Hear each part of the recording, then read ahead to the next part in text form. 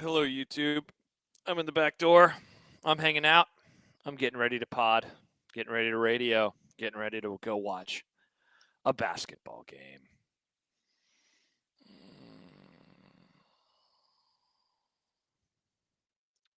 Oh, and now Nick needs something from me. All right, I'll be out in a sec. Be right back.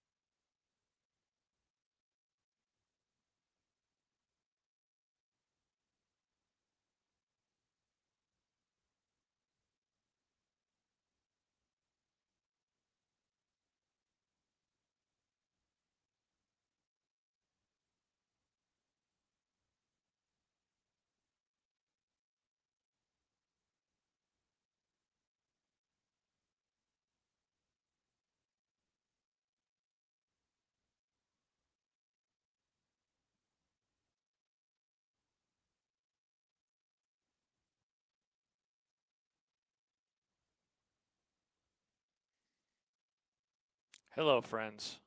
I'm back. Nick needed something from me. Sad.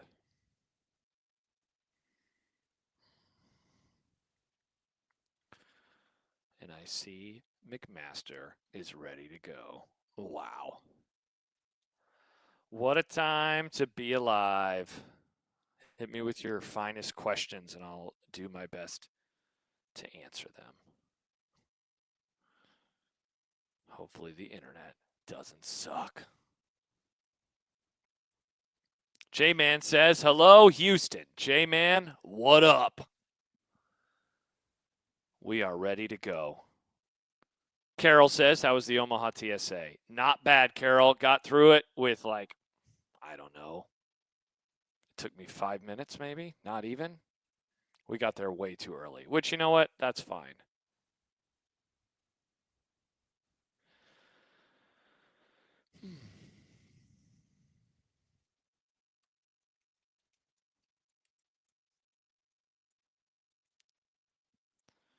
Let's see. Can't wait for a 5-hour post game. Nice, Troy. On until 3 a.m. again. No big deal. By the way, that post game show will be available right here on the 1620 The Zone YouTube channel. So come watch. Crossover. Oh, killer crossover. Just crossover. It just crossed him over nastily. Another victim to the crossovers. Cross him up and sit him down.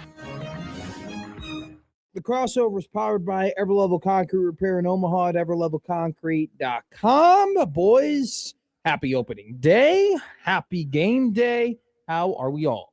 God, it's freaking over already. Can't believe we gave up a home run in the second inning. This sucks. This season sucks. Just go ahead and cancel it right now. What are you, Frank the Tank? Calm down. It's Matthew Boyd. He gives up a home run a game. Just, But the wind was blowing in. This is nonsense. Nonsense. The wind was blowing in. There should never be a home run hit against us when the wind's blowing in.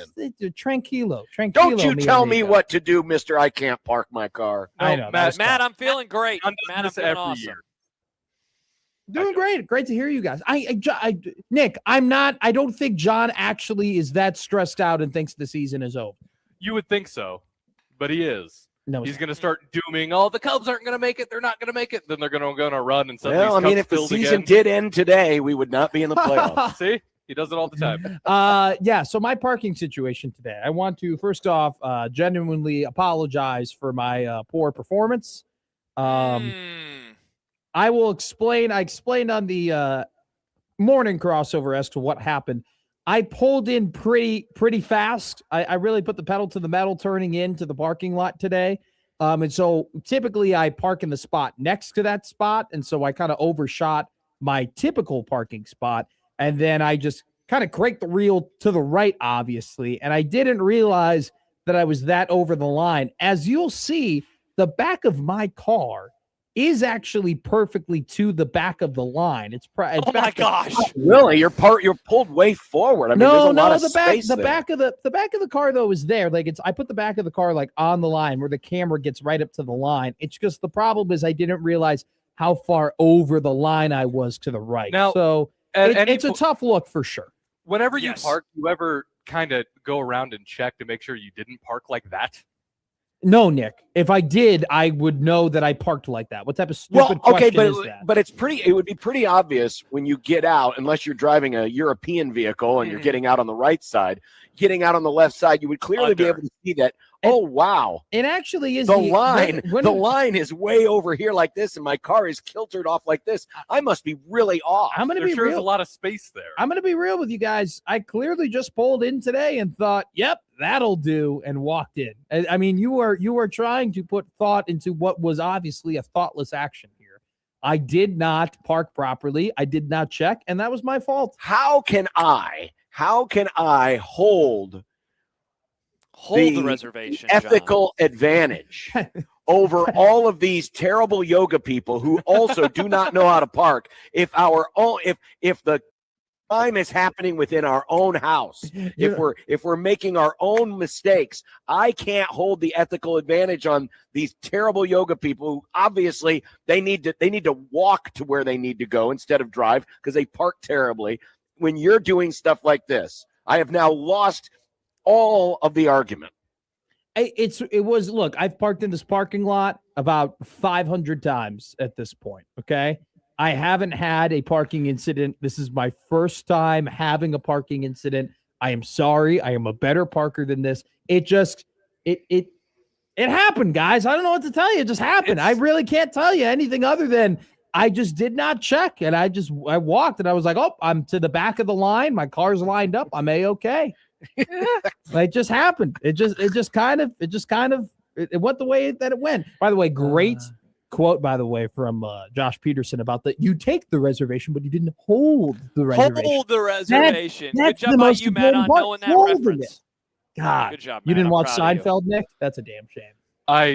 I don't think it's funny. I think it was funny. That's the jokes one. Are funny. I don't like the way they're delivered. That was one of the best. I've watched like 6 Seinfeld episodes. That was one of them. I was dying. But you didn't hold it. That's the most important part. Holding. Oh, Jerry Seinfeld. What a comedian. I think that guy's got a real future.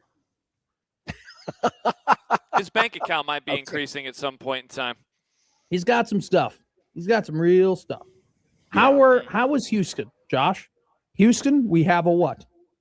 It's going great. We've had a lovely time. I went for a run today, and it was hot. And might have been staying up again late last night. But we're having a lovely time. Stibbs is here in the building right now. He's in the room in between Mike Schaefer and myself. That's where his room is. Everybody is about to leave now. They're about to all go to the parties and have fun. And so if my internet goes down in the next 20 minutes, I just don't know, guys, if I'm going to be able to get the internet back up. And so I might have to leave as well. So just something to pay attention to. I hope it doesn't Josh happen. finding ways to get out of work again. They'll be like, happen. A squirrel bit the power line, and they look back and they're like, those are clear clipper markings. What do you mean? A squirrel had a knife? Are you joking me? Don't know what happened. The thing I'm most curious about is just seeing the breakdown of the crowd. Like everybody keeps asking. I was doing a little, and I'll be doing this during the commercials today, just chatting with the folks in the YouTube comment section. But a lot of folks have said, hey, what's the breakdown of fans? I have nothing to report in that regard because I really haven't been out. Shafe and I went and grabbed some dinner last night, but we are not in the mix. We're not downtown. We're close to the arena in terms of getting there, but we're not staying at a hotel, right? We're at a house right now. Oh, look who it is. It's Mike Stibbs doing a little afternoon day drinking. Wow. Shout out to Stibbs. Look at that little girl drink, that little Coors Light. Wow, you called it a little girl drink. Drinks, especially beer. Yeah. Little wussy drink. Yeah, I did buy them. Shout out to me.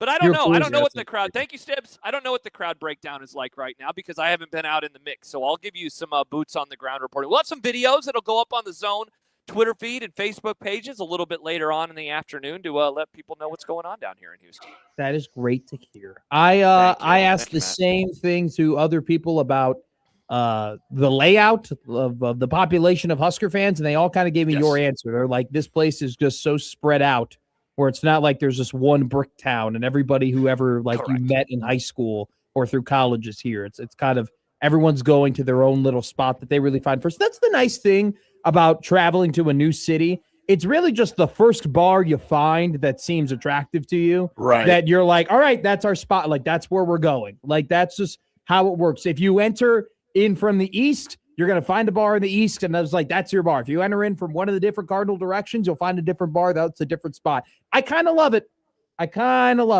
Everyone's got their own little, little nook that they found in a big city. So I can't wait to find out what your nook is, Josh Peters. The Josh Nook. I think I like tall cities more than spread out cities. I want my cities to be tall. Well, you live in New York City, I thought, Nick. You live in the wrong city then. No, I for sure do. Yeah. I mean, I don't want to live in a city in general. I love Omaha, but the first time I walked in downtown Omaha, I shed a tear. Why would you can so see cool? Well, because yeah, exactly. No, because I love walking around in my downtown where I grew up in, and then you walk in that. Yes. Was there like a historic Skokie pharmacy downtown? there? That actually is a Walgreens Walgreens. There's actually a Walgreens right next to the St. Peter's Church in Skokie, and the St. Peter's Church is great. No, I'm talking about the Loop. I'm talking about downtown Chicago. And you go, wow, I'm going to take a walk in downtown Omaha, and then there's like 3 tall buildings, and you're like, this is. Hey, we're building a 4th right now, Matt. I know. That's true. They are. They just put up the last beam. I think Omaha's driving downtown. Omaha's 2 big buildings away. 2 big buildings away. 2 pieces away. From what? An NBA team, you think, or NHL team? Just from like that skyline. I want more. Like, you're just 2 big buildings away from a skyline. Okay. I think that's what this city needs. You're a rotational pitcher and a starter away from really making some noise in the wild card. Okay. Yeah, I mean, we've never had much of a skyline. You don't have one. You don't have. That's fine. It is a skyline. And that's fine. I mean, no, we don't necessarily because if you think about it, tall buildings are kind of wasteful anymore, right? I mean, who needs all that office space? Everyone works from home for now. Yeah, but it's about the aesthetic. It's a beautiful aesthetic. So you just want us to build tall buildings that aren't filled by humans, Matt? Yes, great idea, Josh. I'm asking a question. Less an idea, more a question. I'm gonna be real. Just having a tall building to make the Omaha skyline better is more useful than having the streetcar they're spending $500 million on. Well, I'd rather have a tall aesthetic building than this streetcar I'm never going to use. By the way, there's a streetcar in Houston. I've seen it multiple times over the last few days. It's driving around. Does anyone ride it? I think so. I think Schaefer might be riding it in a little bit to take it down to one of the hotels. Whenever the streetcar comes through Omaha, it's going to have a bell, right? It's going to have a ding ding, right? It's going to have one of those. Well, yeah, it's got to tell all the walkers and bicyclists that it's about to run them over. So here's the thing. I'm going to take that ding ding from the streetcar and I'm going to put it on the board. And every time there's something useless that happens in sports, we'll just hit that bell. Ding ding ding. Useless. Ding, ding. I kind of hope it's a distinctive ding ding, not like a I want it to be. Ding. Yeah, I want a different. I mean, something that screams Nebraska. Do you want it to be like our old coworker's ringtone that you could hear from across the building? Go. No, we do not want that. No. How about we have Larry the Cable Guy do the ding ding? Get her done. Get her done. How about this from our good friend Tay? Again, congrats on the sex to you, Tay. Oh, Christ almighty, what I would do to be at Oscars right now. Wow, I've never heard anyone be so excited to be with Nick and John. That's incredible. Listen, man, those wings hit just perfect today. Just perfect. God, I was watching Nick eat them behind the scenes. He was just stuffing his gullet. Oh, my gosh. Oscars Charbuff wings are so good. I turn into a vacuum the second those wings are in front of me. Yeah. I unfortunately will not be at Oscars. I apologize. You said you were going to stop that. I know. I won't. He can't because we had his vehicle towed because of how poorly it was parked. That's right. So he's got to go get it out of Hawk. I now have the whole phobia, the fear of being included in. Yeah, I've unfortunately been. FOMO. No. That's fear of missing out. I have fear of being included. I don't like. What are you included in this time, Matt? This Husker, Phoebe. this Husker watch party. Mr. Phoebe. Oh, that's fun. That's But I awesome. got to work out first so I can lose weight, and then I have to go to this thing. It's a whole deal. No, today's basically a holiday. You don't have to work out on a holiday. You know what? Days Oh, off that's- is how you lose progress, Nick, and I can't lose progress. All right, the summer is coming up, and I need to be ready for the summer. It's gonna be It's gonna big. be here It's really gonna be big shortly. for It's gonna be Matt. April in like 6 days, man. Did you know that? It's gonna be April in 6 days. It's gonna be It my will be birthday. April. It's gonna be my birthday in a week. Did I you can't- guys know that I'm getting married in exactly 1 month? I had no idea. Docs. I didn't Wow. even save By the the date way. for that. I don't even know Okay. what day it's gonna happen. That's So- probably for the best. Yeah, probably. Nick, there Yeah, was you sending out conversation another today. save the date here? There was conversation today, everybody, about Nick's wedding, about who is invited from the office. This person was like, who is coming from the office? Well, is John invited? And I said, yes. And they said, is John even going? Is there a baseball game? I said, I believe he is going to go after the baseball game. And then it was like, who Yeah, else is invited I'll be that's there. not on the zone staff? And I was like, well, I know this person is. But I was like, I don't know if Nick invited any of the bosses to try to brown nose it all. I don't know what happened in that regard. Important to invite bosses to weddings to make sure you let them know that you're their employee. But I was like, yeah, but Matt didn't get invited. And they were like, really? And I said, yeah, he just hates his guts, I guess. I don't know. I can't really explain it. I haven't known him long enough. I didn't know him long enough for him to make the wedding rotation. It's You're okay, in my man. AAA right now. Don't- You'll get there. I'm not your minor leaguer. Don't you ever put minor league and Matt McMaster in the same sentence in reference to Nick Grimm. All right. I'm not a developmental friend. I'm all or nothing, baby. All right. I'm not worth a bag of chips. Well, I know and your cash parking needs consideration. some development. I mean, yeah, Yes, it work on does. your parking. Right now, it's a concept of a friendship. We should have, you know what? Maybe we should do frisbee golf. And if I beat Nick at frisbee golf, I get invited to the wedding. I'm not Ooh, very I good like at that is this. a I'm not great very good at idea. disc golf, so he might beat me. You're No, not wait a- good at disc golf? No, Hey, you- you talk about disc golf every day on this radio station, and Yeah. you're not good? You don't have You don't to be shut good up at about it, something Nick. to enjoy it. You can still enjoy Well, something you're bad that at. is true. I mean, Josh does love to run. It's not like he's a Kenyan or anything like that, you know? What? So it's just, Wow. Racist, first of all. Are you okay? Is that okay to say? he's not I don't winning know. races. I mean, it's factually true. Josh I is thought we were not talking about how kidding. good and bad people are at the thing, not what their race is, Matt. Matt, No. Nick loves frisbee No. golf, and he's not even from New Zealand. No, your race is the Boston Marathon, and you came in like 1,000th place. Yeah, I think it was like 4,500 actually. I was a little back there, but I had a great day. That was almost a month ago or a year ago, You have rather. to be- What a great! You have to be kind of good at running to qualify for that. What if I told you, That's Nick, true. that I played ultimate frisbee for 3 years, and I actually know my way around a disc, and I kind of like my chances in this all or nothing wedding bet?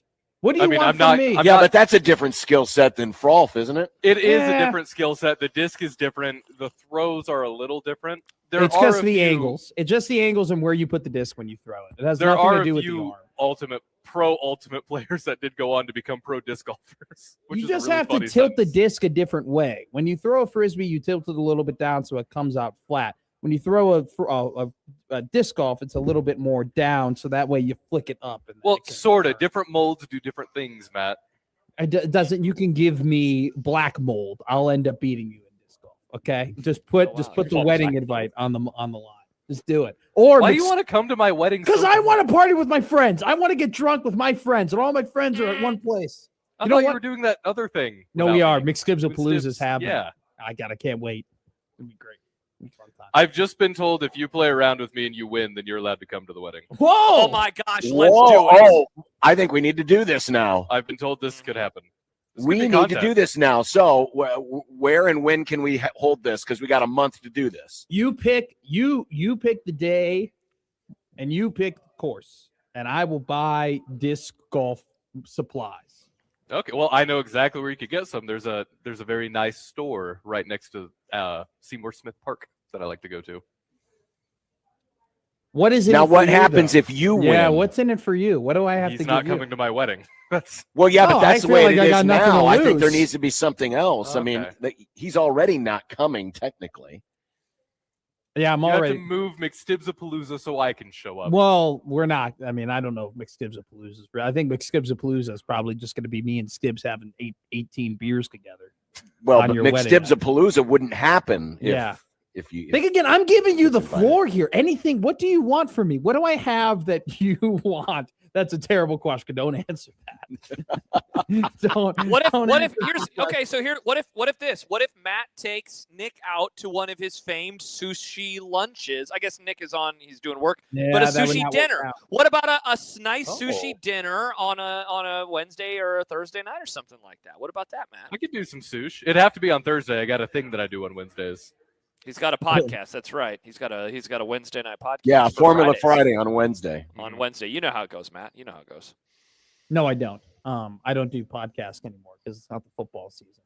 I only do one podcast during the football season. It's with one of my favorite people. It's with Josh Peterson. Oh, are you talking about Before the Witching Hour? Before the finest Witching NFL? Hour. Oh, my God. Look at Yes, John loves it. John, good call. Applause, John. Absolutely. Don't Yes, get thrown out at third. We all love Before. Oh, you know what, Nick? WWE. I should have played this earlier when John was ranting about the Cubs. I'll play it later on. Yeah, but you can remember where all the sound effects are.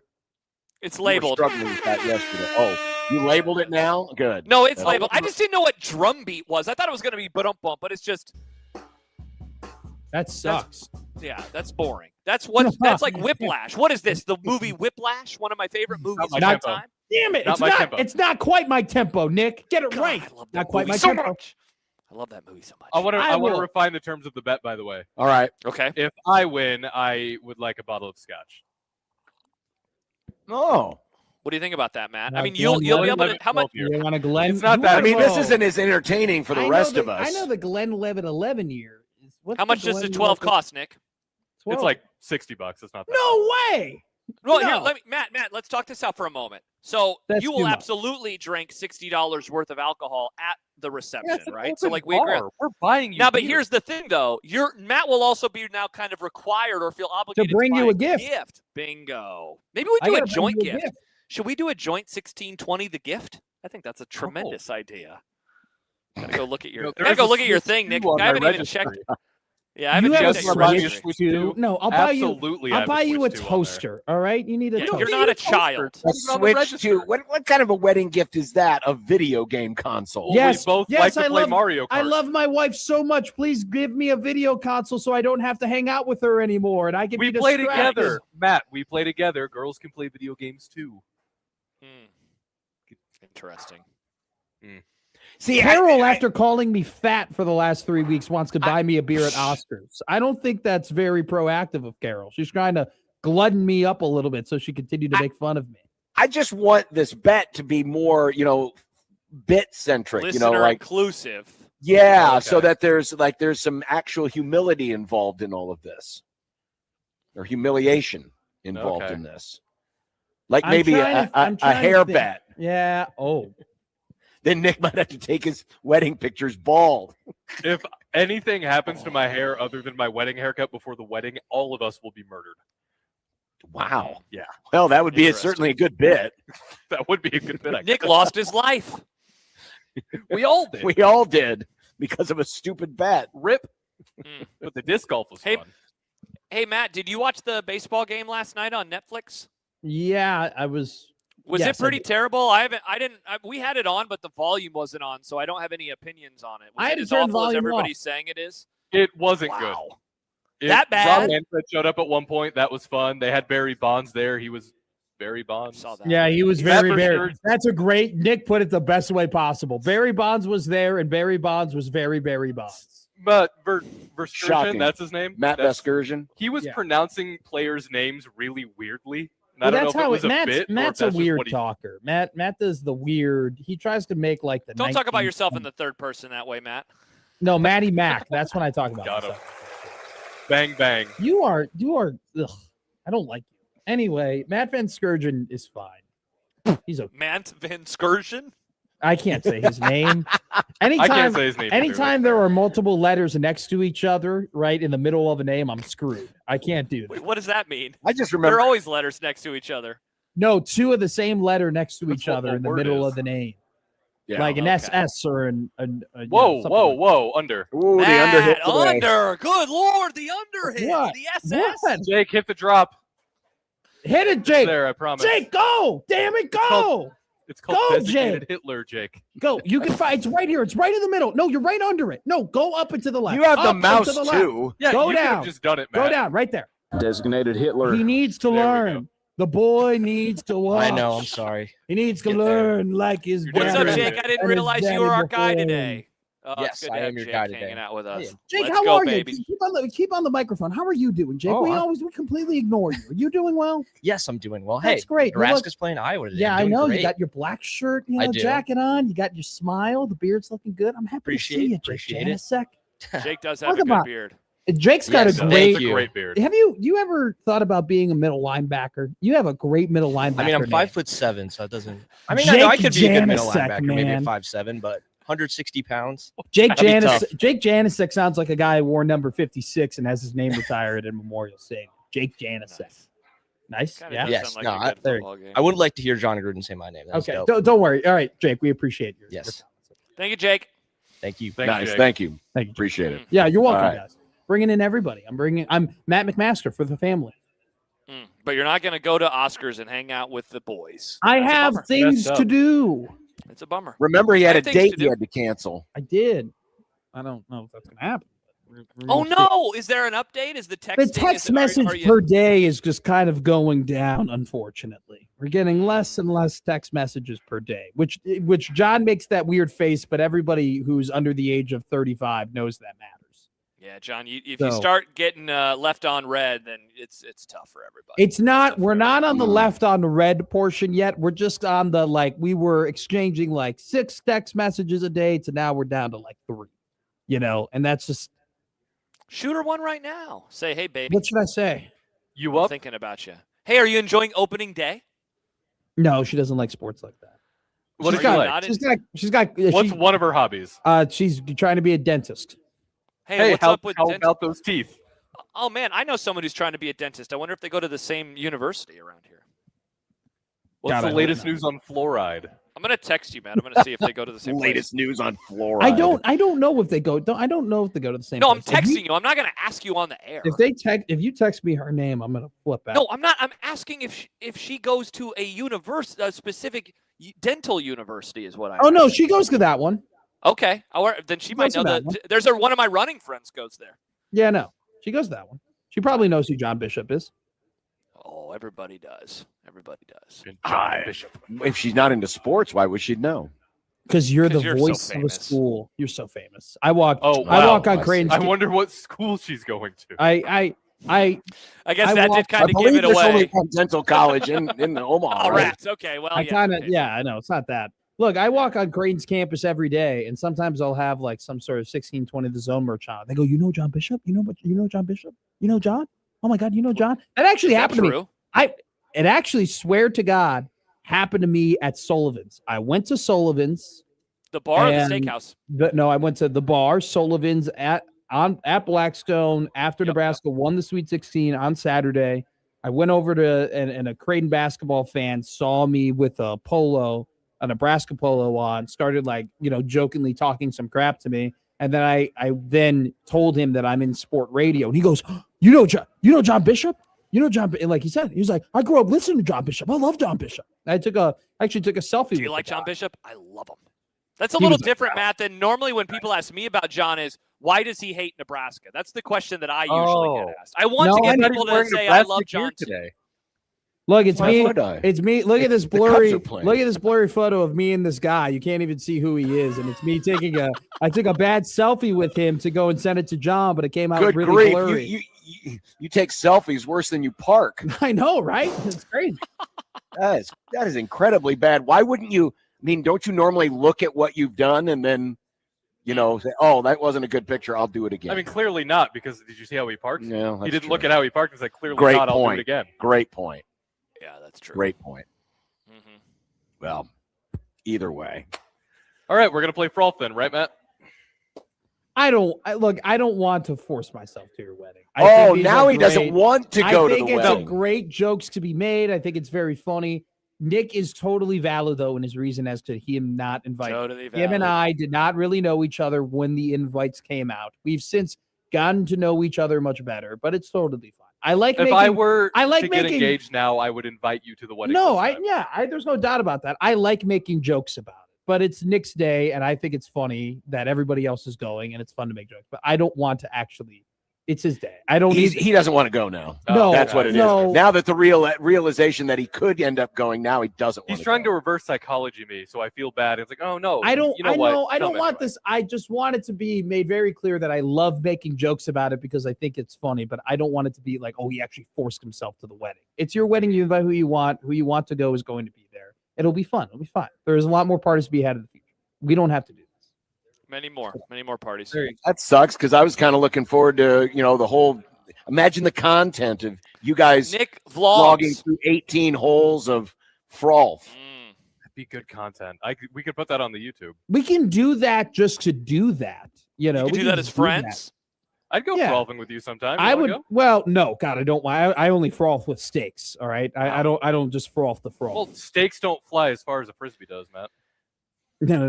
my I'm saying with Oh my real. God. No, he knew what you were saying. Bring him, Jake. Jake, do you know where the breening is? No, don't. No, that- bring no. him. It's No. not I want it. I want it. Wrong no, one. no. That's That one. no. Thank you. Where's the breen? Yeah. We call it breening here. It's called bang bang. I'm not going to call it breening. You named it that. I didn't. Asian Joe goes. Matt just doesn't want to have to find a +1 for the wedding. Asian Joe, if you know anything about me, that'd be no problem. That's true. That'd be that'd be no problem. It'd be our first date. My first date is to Nick's wedding. No, it would be a problem because somehow you'll have to cancel it again. Oh man, Nebraska's playing in it's a baseball game Can you, that day. can I you gotta watch imagine it. my first date is taking somebody to a wedding I wasn't invited to? That would be an all-timer. That would be only in the life of Matt McMaster. Be like, oh, were you on the guest list? No, but we'll have fun. I know the group. So there you go. All right, that's the crossover. There it Great is. crossover, everybody. Crossover. Good Well, job. Matt, I guess we won't see you later. Yeah, thanks for Bummer. hanging out, Matt. Yeah, really appreciate it. That is the Good to see not I got crossover. plans. Sorry, guys. All right. Brought to you by Everlevel Concrete Repair in Omaha, everlevelconcrete.com. We got a Grum live from Oscars. If I duck, there it is. Live at Oscars. Josh is in Houston. The game is tonight. We have plenty to discuss.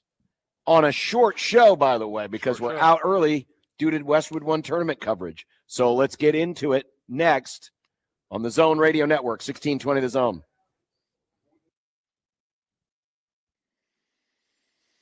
All right, friends, I'm back. What's going on?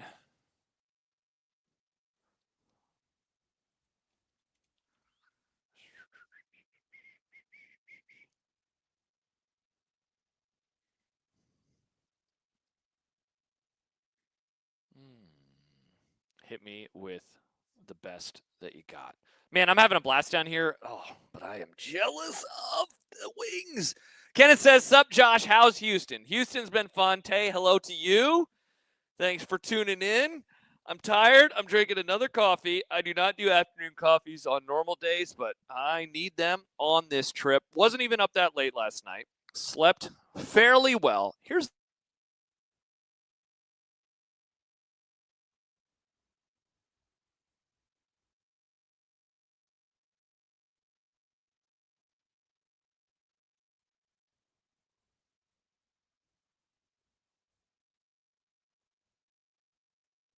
basketball game for other shows. He vocally hates basketball. I love basketball, hippie, which is why I'm here in Houston covering the basketball, because I love basketball.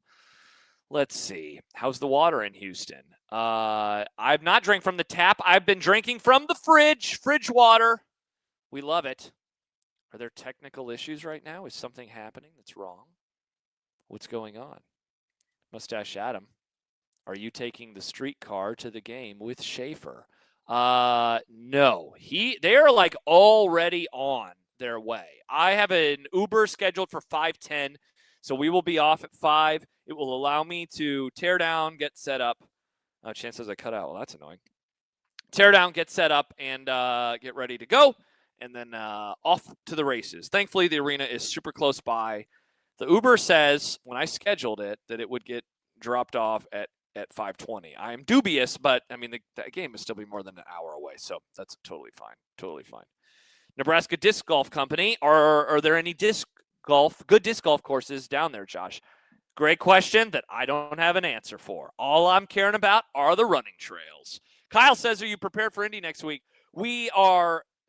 We think we have travel ready to go, which is honestly, like right now, the most important thing, given the the waves arms around and looks at everything situation that's going on. So I believe that we will be driving, and I believe that we have that covered by what would be a sponsor. So we'll see if that happens, and then after that, we'll figure it out from there. We've done a great job. We've had a lot of great sponsors teaming up with the Zone as well. It's been super, super sweet. So we'll do that and keep on rolling. But yeah, I mean, the biggest question that I have, and I'm trying to figure out, is what day would we go? Final Four starts on Friday, or on Saturday rather. Natty is on Monday. Obviously, that it's just weird to be even saying these sentences out loud. Probably leave on Friday, I guess. Maybe leave on Thursday. Like I think I'd rather leave Friday. I'd love a little bit of time at home. Just pretty fried from the last couple of weeks, but can certainly do worse things. This has been an all-timer. It's one of those trips, and I think everybody makes these references. If you are a fan of The Office, I know I do, like the Andy Bernard quote from the very end, like, wish you knew the good times when you were living in them. Like, I know that I am definitively in the good times right now, so it's very cool. Very cool. Chance writes, my grandpa Dennis. Chance, I have a grandpa Dennis. Oh, he knows this. Lives in Houston. Where does your grandpa Dennis live? My grandpa Dennis lives in John's hometown of Fremont, Nebraska. Fremont, Nebraska. Let's see. LSD Will texted in, you on the BRK as the best part of the Grum. I don't know what that means. The break? Oh, you on during the break? Is that what it meant? Sean texts in, my tum-tum is bussing right now with the big game feels. Oh, yeah. Let me know about how them tum-tums are feeling, friends. Let me know about how those tum-tums are feeling. Tay says, I drove through Houston once when I was like 11 because I was going to South Padre. My brother got violently ill in a gas station parking lot. God, that sounds terrible. I got violently ill one time in a gas station. Or no, I didn't. Somebody else did, and it almost made me ill. Not fun. Not fun. Let's see. Hippie seems triggered. Hippie, it's okay, man. Everything's going to be fine. You got a new coach. You should be happy. He went on the morning show. I haven't had a chance to listen to it, but I'm looking forward to checking it out.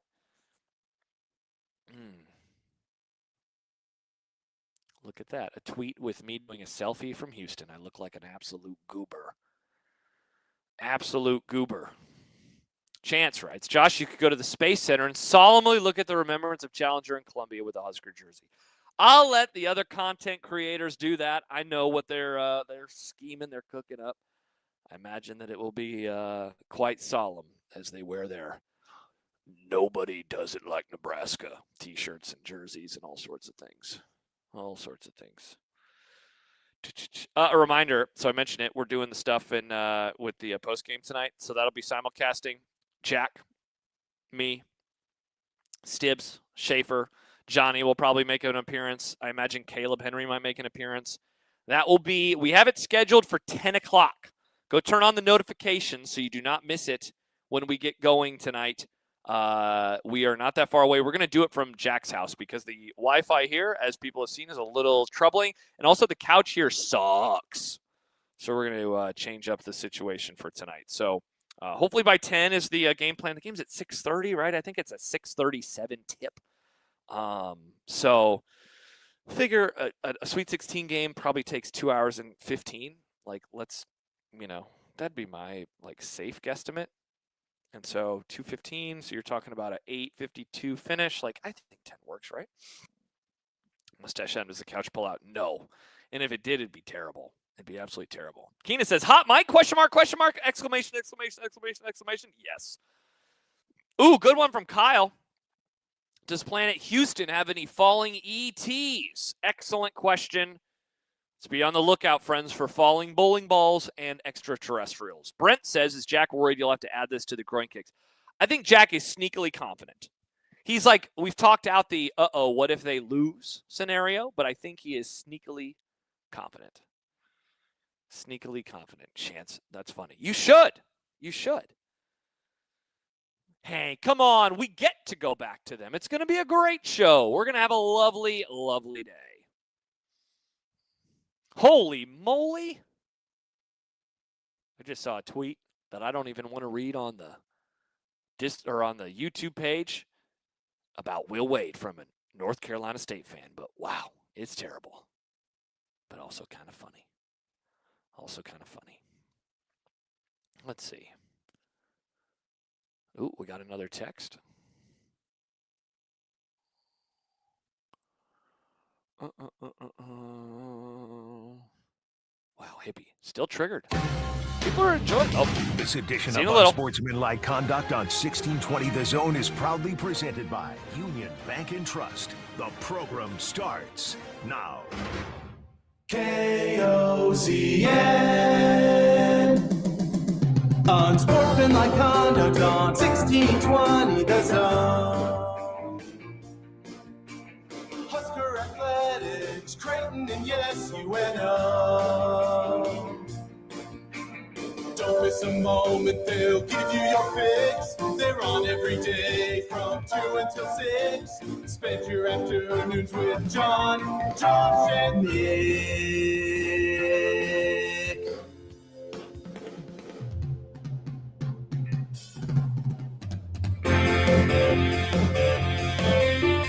John, Josh, and Nick. They'll show you what sports talk really is. Dear God, it's getting worse all the time. What is happening here? I was supposed to enjoy today. Is this What going to be Cubs have given up 6 runs in the 4th inning. Not good. Unsportsmanlike conduct on 1620 The Zone. Husker athletics, Creighton, and yes, UNO. Our vaunted starting pitching, our vaunted bullpen. Now living in a Vaughn bed down by the river. Get it? Vaunted van, whatever. Welcome, Almost did a everyone. spit take. Yeah, to Oscars Pizza and Sports Grill, 173rd and West Center. Josh, of course, is still in Planet Houston because tonight's actually the night. It's Iowa and Nebraska in the Sweet 16, the biggest matchup between these two schools ever in any sport. And we've got it all for you today. This is kind of our special pregame tailgate. So an opportunity for you to come on down to Oscars, where they're doing $20 buckets of domestics for the game tonight. As well, Nick sent me the information, and now, of course, I misplaced it.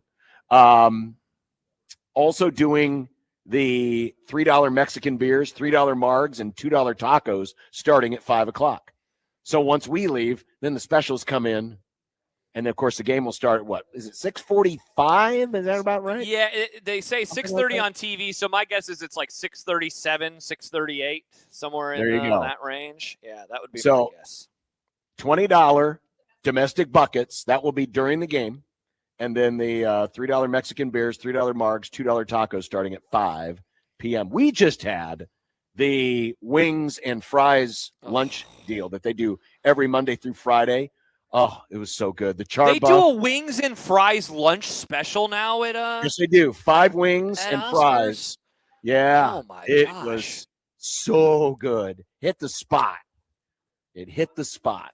There's something about That's the way awesome. they do the char buff with the buffalo sauce. It's got that right amount of salt.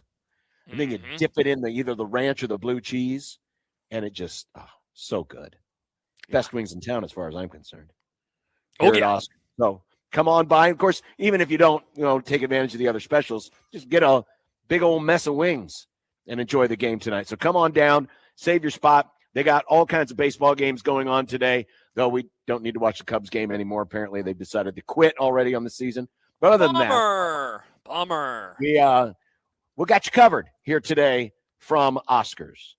Here is our Grum Down, because, again, our show today will be running a little short because we are joining Westwood One NCAA tournament coverage featuring our own Nick Baugh at 5 o'clock this afternoon.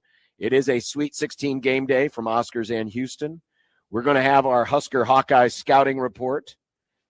Robin Washut, the most important Robin Washut appearance of all time. Wow.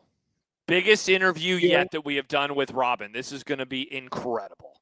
Previewing a Sweet 16 game. Mm. He'll be coming up at 3:30. We are adding a round of predictions.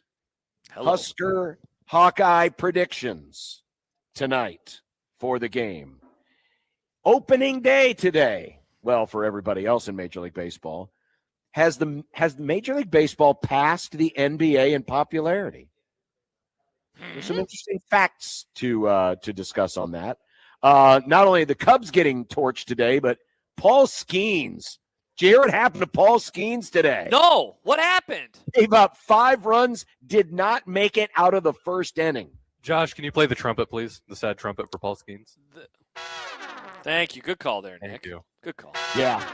He's my Cy Young pick for predictions or whatever we did yesterday. This is terrible news.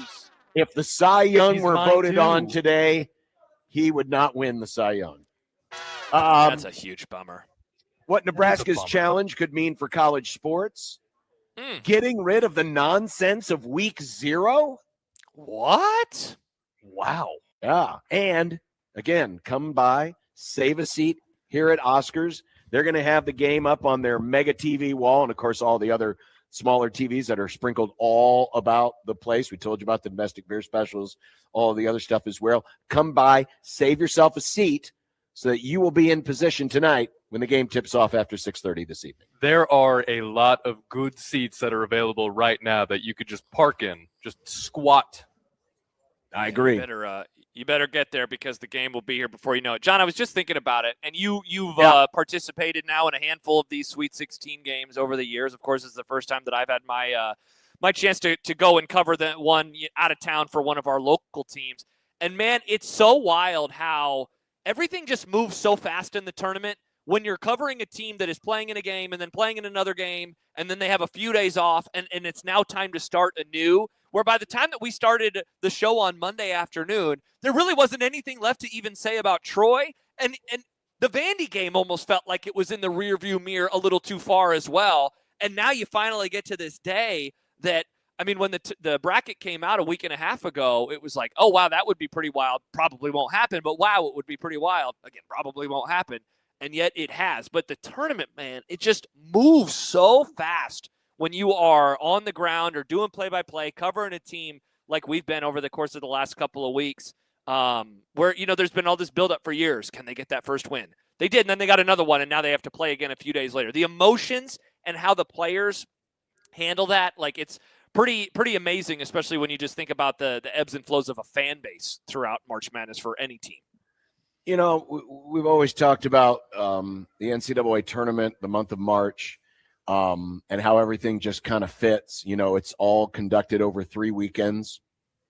And we've always talked about it from a fan perspective and how it really fits really neatly into the sports schedule, right?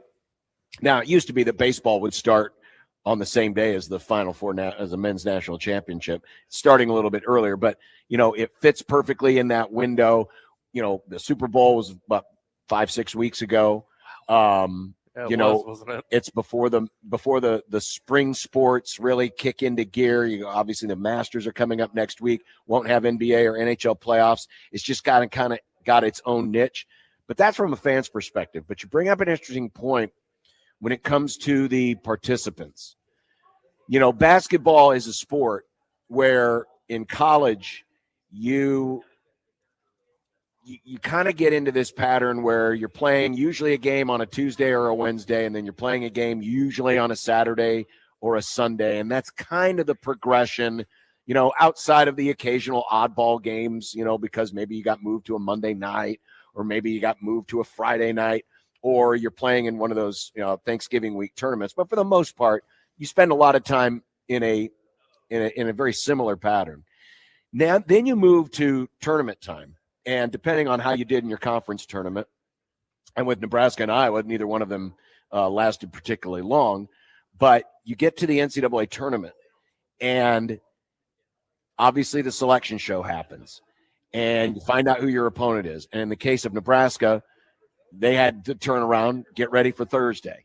And then, like you said, it's a one-day prep while you're coming down off the high of the performance of the game before you play the next game. And, of course, we didn't have a chance to talk about it because, the win happened on Thursday, and we weren't here. And then, of course, the game was on Saturday. But one of the things that I thought might be concerning from a Nebraska perspective is there was so much energy and so much attention and so much hope placed in one game, in winning one game, because it had never been done before, that you wonder how a team responds. Do they exhale too much and then, realize, oh, crap, we've got another game to play, and you get smacked in the face. Obviously, Nebraska overcame that pretty well.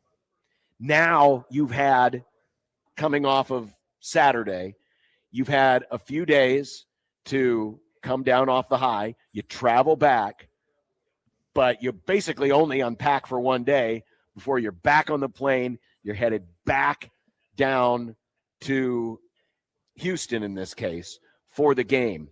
There's a lot of moving pieces.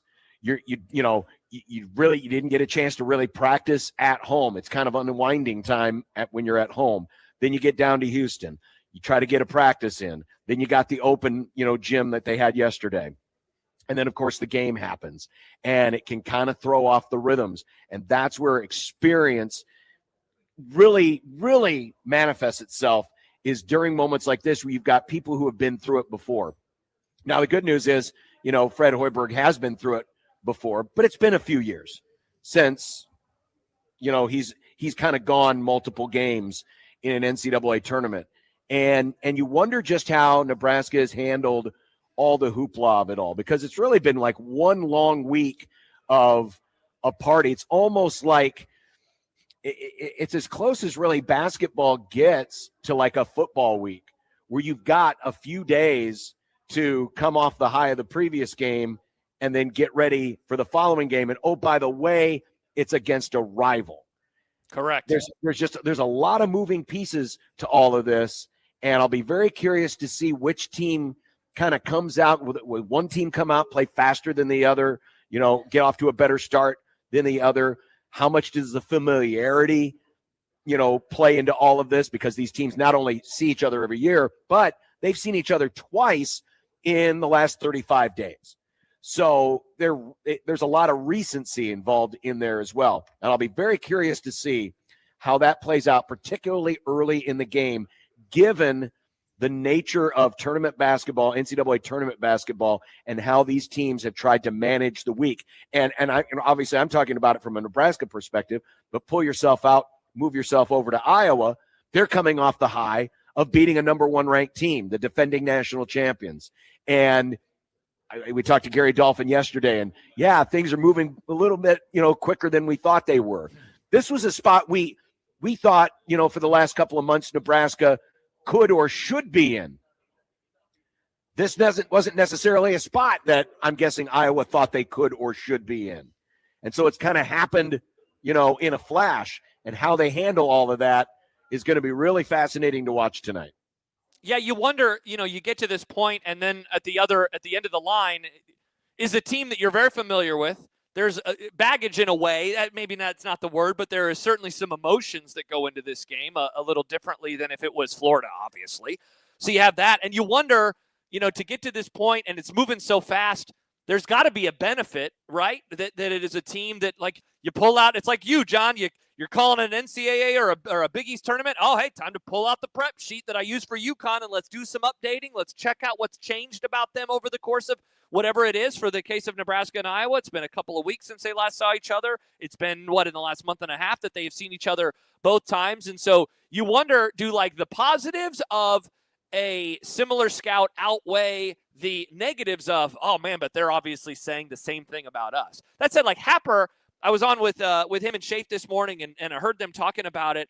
Like, these teams are different than the iterations that saw each other in February and then that saw each other even just a few weeks ago. Happer brought up a point about Iowa, he thinks they can win Nebraska's style. He thinks Nebraska can win Iowa's style. We have seen both of these teams win in a variety of ways this year, and we saw those games unfold in different ways when they played in the regular season. I would just love to know, behind the scenes, the confidence level that we're talking about with each of these groups, because, I guess, John, in a way, I wonder from Iowa's perspective, how much of it is like mental? We've got these guys. We even when we lost to them in Lincoln, we've got these guys. We came back and we forced overtime. And then Nebraska, is it mental because they were able to overcome that, or is it more we're better than them? We have better players than them. We're a better team than them. We have all of those things. And so the everything, and then you just throw in all the other stuff. It's Nebraska and Iowa. It's a trip to the Elite Eight. It is something Nebraska has never done before. It's an Iowa team coming to the Sweet 16 for the first time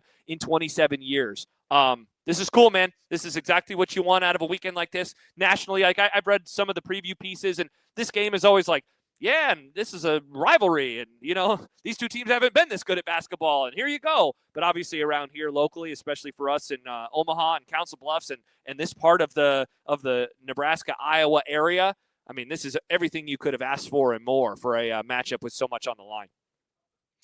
402-951-1620. That is the Prairie Flower Casino Zone hotline. You can also text us on that line as well, 402-951-1620. If you would like to email us, you can do so into the Old Man Doug Equitable Bank Zone inbox. At Equitable, we take banking personally and answer the phone on the first ring. John at 1620thezone.com, Josh at 1620thezone.com, as well as the Liquid Trucking Zone Twitter feed at USC 1620, which probably could use a certain poll question today. Ooh. Pick me a winner, Bobby. Pick me a winner, Bobby. Yes, as we're counting down to tonight's Sweet 16 game, and we are here at Oscars, 173rd and West Center, $20 domestic buckets of beer during the game, which starts at 6:30. Also, starting at 5 o'clock, they have the other specials that they run typically on a night like this, starting at 5, $3 Mexican beers, $3 margs, $2 tacos. That's going on right here at Oscars. Come on by, save yourself a spot, get yourself planted in front of one of their numerous TVs or the mega wall that we are watching right now, and enjoy the game tonight at Oscars. We will continue with more, including a look into the matchup tonight between Iowa and Nebraska. We are live at Oscars on the 1620 The Zone Radio Network. But first, Josh and John here for Underdog Fantasy. Speaking of this basketball game and the tournament of great significance, as it again is just a few hours away from starting, you download the app, John. You can use it in Nebraska. You can make picks. You can win money. Playing on Underdog, so easy to do. Find a player that you like. Maybe find one from tonight's game that you dislike. Go higher or lower on a variety of stats that are available to you. They have so many options, and if you put those picks together and you win, you could win up to 5,000 times your cash. Are you looking at the stars tonight? Are you talking about a Sturts? Are you talking about a Sanford? Or are you going for one of those unsung heroes? Whatever you do, just use Underdog and do so in Nebraska.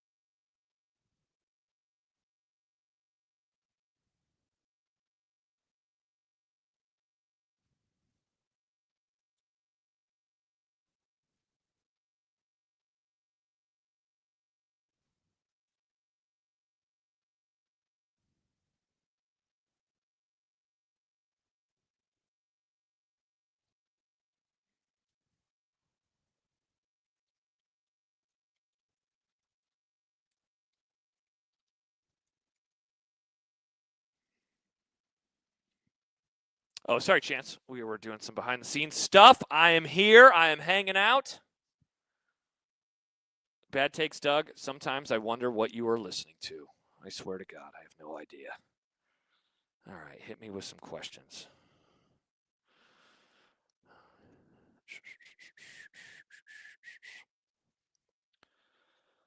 All righty. Got the poll question posted.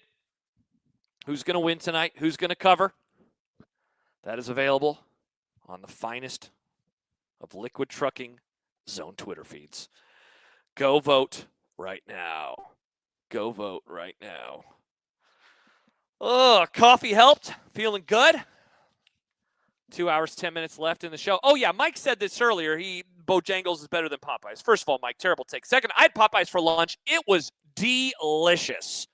3-piece spicy, all thighs, fries. It was tremendous. Oh, man, I might have spilled coffee on my shorts. Sad. That's not good. Maybe I should change these before I go. But it was delicious. The Popeyes super close by. Excellent, excellent, excellent. Excellent.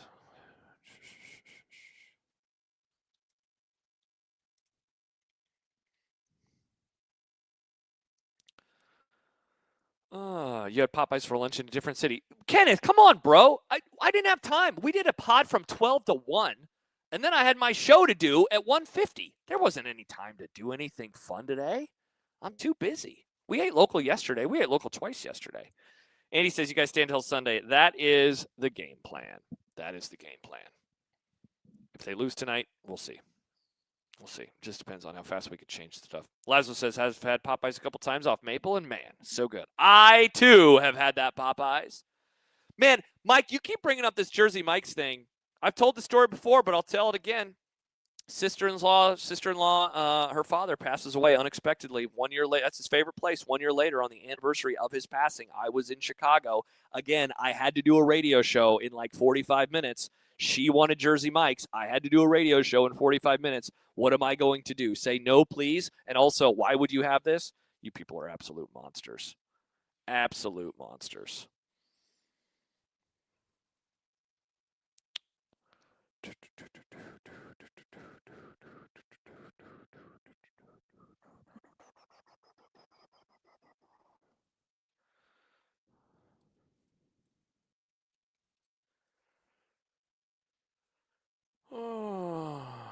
Anybody need a ticket to tonight's game?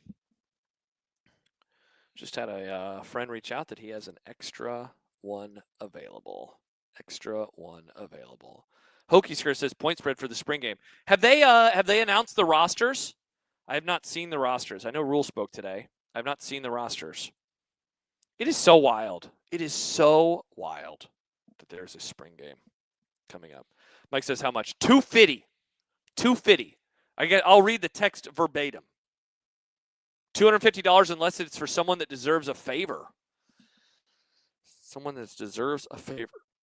Ooh, Pesky Blues. Kind of like that Jeep fella, NGL. That means not going to lie for the old heads in the audience. Yeah, I think he's going to be pretty solid. I'm not going to be too bold, though, because I've been wrong on the OL before. Alex says most relevant spring game in history. Yeah, especially, if they win today, I truly cannot imagine that. Last year's was dumb and weird and nobody cared about it, but in terms of actual spring games, this will certainly be a low point in terms of interest level. Doug and Idaho, if Huskers win and go to Final Four, can we get by without talking about the spring game at all next week? What a question. Seriously, man. That is an excellent question. We'll have Severe on Monday, so he'll obviously have some spring game takes. But I don't think anybody else really will. John, he said that he'll be watching it afterwards, and so then it was like, well, rats. I guess I have to watch it too. Chance says shutdown fullcast had me cackling when they mentioned Calandria briefly. It's funny, I listen to obviously a lot of college football pods, and he is a player that the national people know a lot about. I think because of how wild he is as a quarterback. Lazo will even be at the spring game if they win tonight. He said in the presser today that he will, because he's going to the game tonight, come home, do the spring game, and then he said he's going to fly back down. So he would be just going back and forth, back and forth, back and forth. Back and forth. Dave, Rule said the spring game format isn't set yet. I guess he's been more focused on B-ball like the rest of us. That is funny.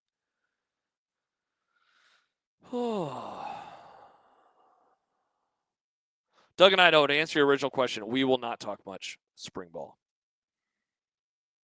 We will not.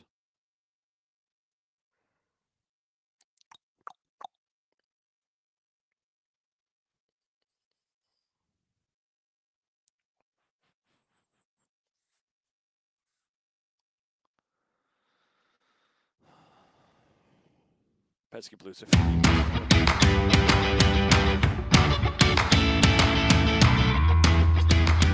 Now, coming up a little bit later on here on Unsportsmanlike Conduct, we're going to do a special edition of predictions. And within that special edition of predictions, we are going to feature some of the possibilities, some of the player picks that are available right now on the Underdog Fantasy app. Because Underdog here in Nebraska, you can play it anywhere, coast to coast, border to border, from Scottsbluff to Omaha. And you can pick your favorite or least favorite players, do it on a number of variety of things like points, rebounds, assists, or you could do the combo points, assists, rebounds, which there is a few of those up as well. And if you make your picks right, you can win up to 5,000 times your cash. It's a lot of fun to play. It's easy to do, and we're going to get you jump-started when you download the Underdog app and use our promo code at sign-out.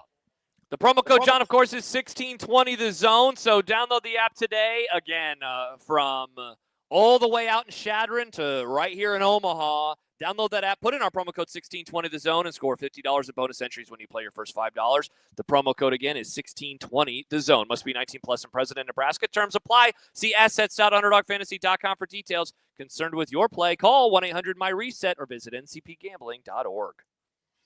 Live here at Oscars, 173rd and West Center, where tonight you can get $20 buckets of domestics during the game, which starts at 6:30, and you can also take advantage of the other specials that are available tonight as well. That includes the $3 Mexican beers, $3 margs, $2 tacos. That starts at 5 o'clock. Now, looking to tonight, I've got some different areas, and certainly we're going to break down the game even more in detail with Robin Washut coming up at the bottom of the hour. But even though these two teams are not the fastest teams, and they do tend to try to dictate the pace, and it's not usually a fast pace, I do think that tonight there is still an element where pace can be dictated, particularly with their defense. Iowa, of course, likes to play grinders. And in that first game in Iowa City, it was a 60-possession game, and it ended up 57-52. Now, what helped in some of that was neither team could make a three. Bad shooting night from three. The game in Lincoln was a lot different. By the end of regulation, they had just a few more possessions, only a couple more possessions, but they were both shooting much better from three. Thus, the score got pushed up into the 70s. I think tonight, with the way Iowa can be disruptive on defense, if Nebraska can break that defensive cycle and get the pace up to a level that they are comfortable with and work comfortably in the offensive sets, that is going to make their life a whole lot easier. If Iowa drags them down into the muck and makes those every offensive possession feel like it's the end of the world, that's where you get more into that Iowa City game. I think Iowa has played better as of late and could win a higher possession, higher scoring game. But I don't know if Nebraska necessarily can win a lower scoring, lower possession game. So I do think it is important, even though Nebraska is not a quick team in terms of how they play with or what kind of pace they play at, I still think it's important that they dictate it from a defensive perspective and don't let Iowa drag this thing totally into the bog. So when you say that, are we talking a lot about shot making right now and just the ability for Nebraska? Like they had good looks in that first meeting, right? Yeah, it's shot making, but it's also just, staying out of some of those doubles, staying out of, some of those traps that Iowa can get you caught up in, and just having a good flow to the offense. But yes, certainly making shots is going to be huge. And that was the biggest difference between the first two games. Yeah, that was something that Nebraska very much struggled with in the first one, is that they just could not get their good looks to fall because they had some of those good looks, and suddenly it's like as you said, they're just getting drugged down into the muck, and the game is super low scoring. The next game, it's funny, it started off very slow. It started off in a very similar way. I can't remember if I said this on our show yesterday or somewhere else, John. It might have been with the morning guys, but Connor Onion, who was on the call with Nick Boz, immediately like, hey, here we go again. Another not horrible, he didn't say that, but he's like, low-scoring game, very similar to the first one. And those teams started finding their offense. Nebraska found a little bit more offense, of course, over the course of the game, including in overtime when Cale Jacobson was able to knock in some threes. So who is able to dictate today? And I know I keep saying it, who is controlling, I guess, how the officials are calling this game? How is this game being refereed? I thought it was different in Lincoln than it was in Iowa City. I thought last week against Vanderbilt, to start the second half, I know people were super frustrated in the arena, and yet at the end of the game, it's Bryce Sanford who is drawing fouls on those cuts. I know people get annoyed at the idea of selling fouls, but I really do think if he's able to sell some of these fouls tonight when he is running along the baseline, I think that could lead to more fouls from Iowa and then obviously more free throws for him and or Nebraska. And so I think that those are those things that I'm just looking for early. It's what kind of officiating are we seeing and how are they blowing the whistle, and does Nebraska just look comfortable? They looked very comfortable to start out against Vanderbilt. They did not look comfortable to start out against Iowa in the second meeting. They didn't look comfortable at all in the first meeting on the offensive end. Well, I mean, if you want an example of how much, free throws are going to matter tonight, Nebraska had its second highest free throw rate of the season. Rate meaning, the percentage of time they're getting to the line. They had their second highest game of the season in the rematch in Lincoln. So, and obviously that was a huge difference in winning, especially in overtime, getting that last 9-point run. So, and I plan to ask Robin about this. Is there a number you're looking for tonight for free throw attempts? So I agree. I think how the game is called will certainly have some bearing this evening. You look at the alpha dogs in this matchup. Obviously, Bennett Sturtz, first team All Big Ten. He is Iowa's alpha. Bryce Sanford, the former Hawkeye, now Nebraska. He has been the alpha for the Huskers, especially in the second half of the season. You wonder about Sturtz. He went 0 for 9 from 3 against Florida in the round of 32. Some have wondered if maybe he's starting to wear out a little bit because he had so one of many the top minutes. usage. He's played a ton of minutes. He's top 5 in the country in number of minutes played. That said, we talked to Gary Dolphin yesterday, and Sturtz says that, he thinks he's being covered a little bit differently. Nebraska certainly did cover him differently in the second game than he did in the first. Thus, he didn't have nearly as many points. But remember, it was more of a volume day when he scored his 25 in Iowa City. And I think one of the advantages, and this kind of goes back to the pace issue, how Nebraska hedges tonight, when they can bring those hedges and push the action up the floor and disrupt the flow of the offense. That's been one of the more effective things that they have done all season long. Iowa is a team that is very guard-centric, very lead guard-centric. And Sturtz is, of course, that guy. Are they going to be effective in doing that and then recovering and replacing once they come off of those hedges?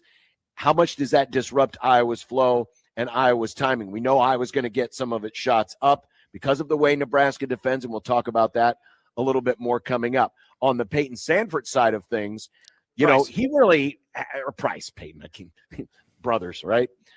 Price Sanford side of things, against Iowa, he's been okay, not great. Averaged 14 points a game, hit 4 of 13 threes in the 2 games combined. But in the NCAA tournament, he's 10 of 18 from 3.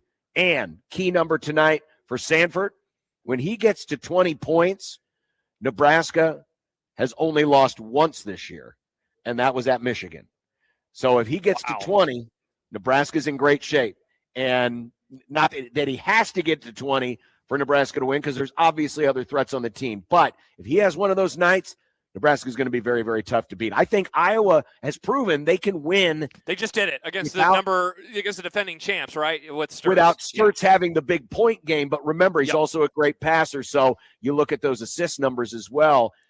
Nebraska, and they have won as well when Sanford hasn't been at his best. But I think a big game, whoever has the bigger game between these two in terms of baskets they affect, either scoring or assisting, might end up winning this game tonight. Yeah, and you know what's interesting, John, about both of those guys? Like when you watch a basketball game, I think that like every team, or at least every good team, has a guy that when they're starting to knock in shots, I think it raises the level of play of everybody and it gets the crowd more engaged. And oftentimes it is the best player or the highest scoring player on the team. But there is something, being in the building last week and seeing it up close about Price's shot that gets everybody, I think, involved a little bit more. It's almost that, he's on. Like, we all better be on our P's and Q's now. Watch out. And I think Sturts would absolutely do that tonight for the Hawkeyes, especially given that he has not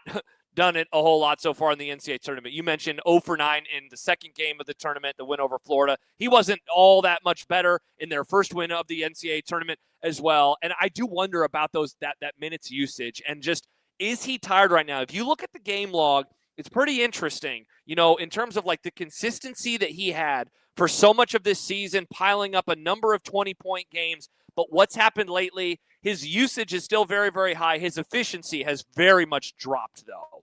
And so what does that look like tonight for him?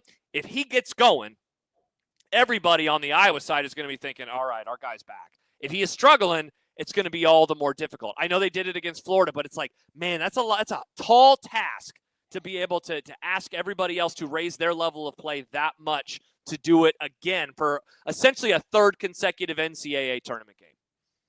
Iowa is not as three dependent as Nebraska can be, and we know how Nebraska plays with the no middles defense. That they will allow teams to shoot threes. It's making sure it's the right guys that are shooting them, not the wrong guys.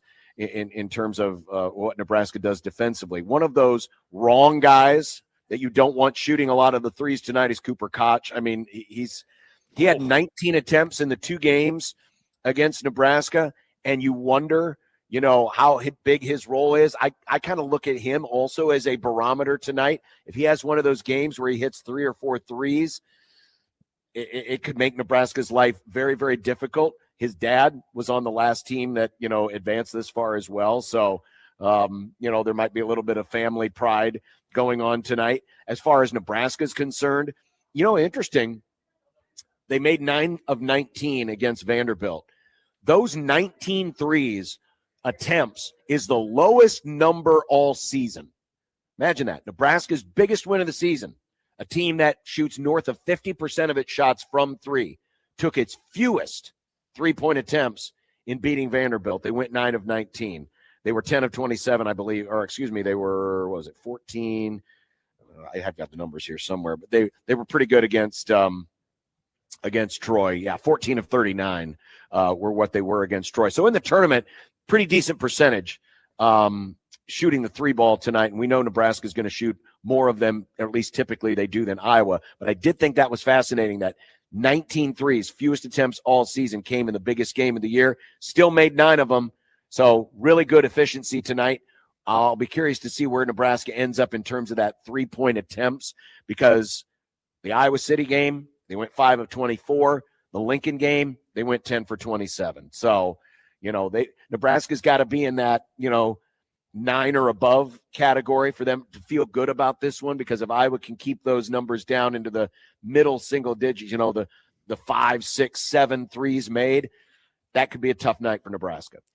Yeah, and the other thing about that too, John, is last week Price went 3 for 6 against Vandy, but it took a while for him to get going because he didn't really touch the ball a whole lot earlier in the game. Rink was able to knock down a few, and Berke went 2 for 2, which, that's not really going to happen very often. So you mentioned it. They didn't even have very many attempts, just 19 attempts. They were really, going inside a lot. We saw players driving. Of course, the final shot of the game is a Frager layup at the rim, but there was a lot of stuff interior. That was what their offense was able to do against Vandy. What does that look like? Are they able to separate Price just a little bit? I mean, he doesn't need too much room there. And so I'm with you. I'm curious to see what the number of threes attempted are. Vandy last week attempted 37, so essentially double the number, but they made just 4 more. I mean, it's pretty wild when you just look at the basic box score and you see Vandy went 11 of 19 at the free throw line. They made just 4 more threes on 18 more attempts from 3. They shot 41%. Meanwhile, Nebraska goes 56% from the field and 47% from 3.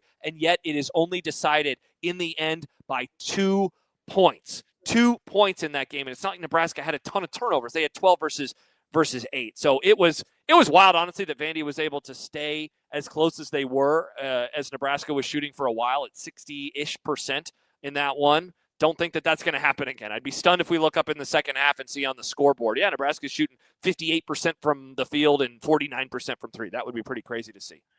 Extra possession points. This is something I focus on a lot. Yeah. Talking rebounds and turnovers. And you go back to the first game in Iowa City. While neither team could make many buckets, Iowa grabbed a rebound on 35% of their misses. And that is not a sustainable number for success if you're Nebraska. In the tournament, Iowa, 47% offensive rebound rate versus Clemson and 36% against Florida.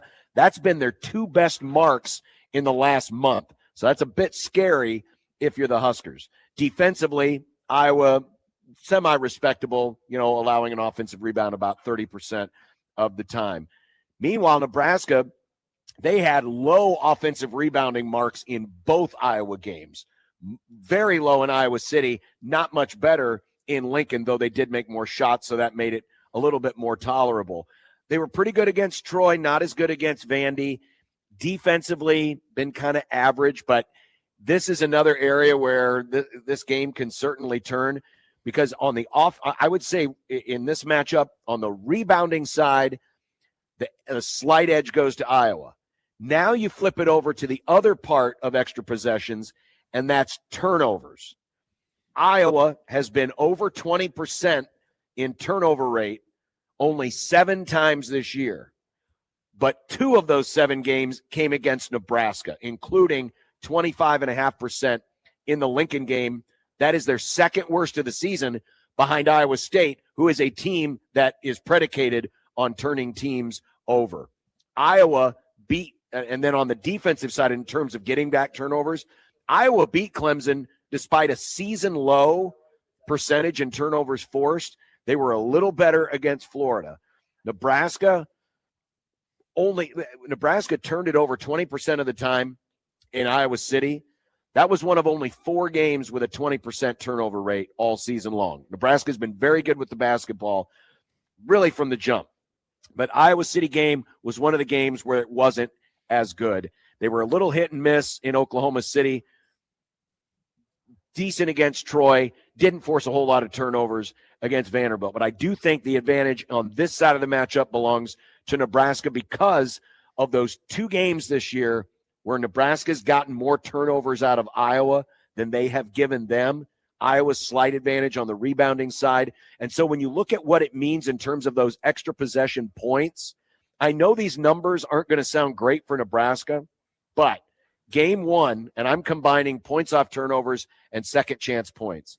Game 1, in a low-scoring game, Iowa outscored Nebraska 21-7.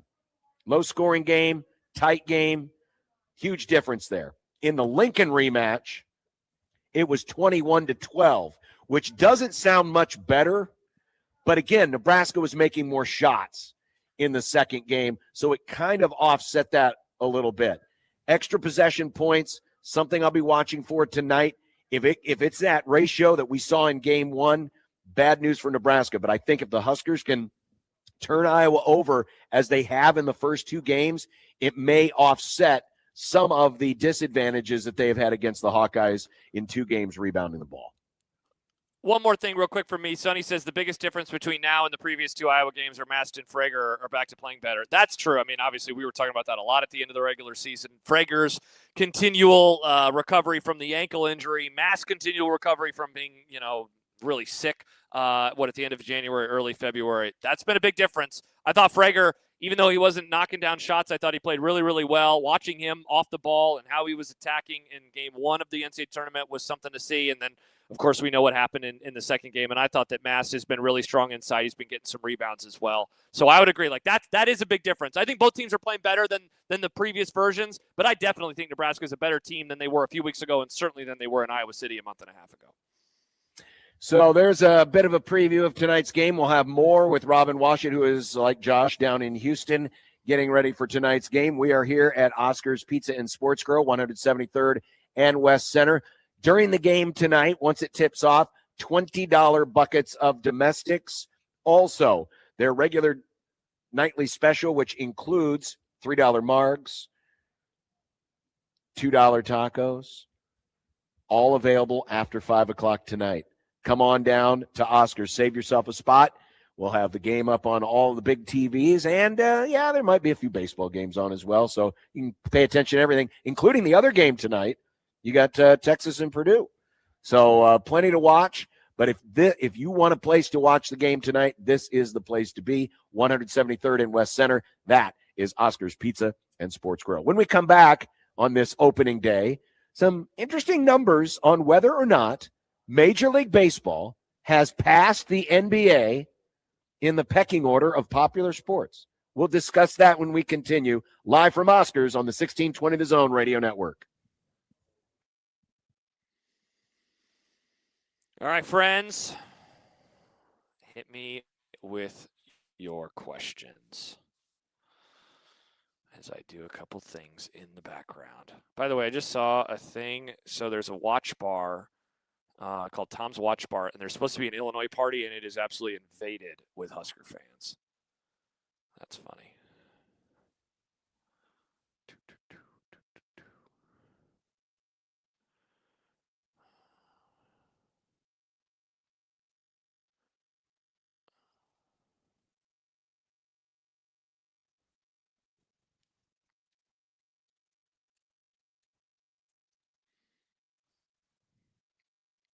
Sorry, now I just realized I'm not reading any questions. Are people posting stuff? Let's find out. Charles, where have you eaten in Houston? Crap, can't remember the names of the places, Charles. One of them was a barbecue place, though.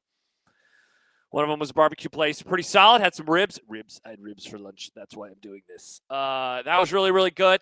And then Shafe and I went to just kind of a so-so sports bar last night. It was fine. It was fine. We weren't really looking to do a whole lot because we knew that we had to do some podcast stuff and didn't want to venture too far away. Tomorrow is going to be the fun night. Tomorrow is going to be the where are we going? What are we doing? Yada yada yada. So we'll figure that out from there.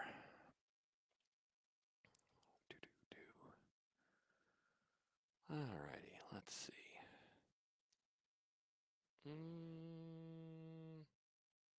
Pesky Blues. Personal bathroom, such a huge play when eating on a Texas Tech. Massive play by Posh Jeterson. Dude, I could not agree more. I mean, we got super lucky, first of all, how close this place is. But that extra bathroom I have made, or all of us having our own bathrooms, your boy has made some trips. That's all I'm going to say. I'm not going to get too wild over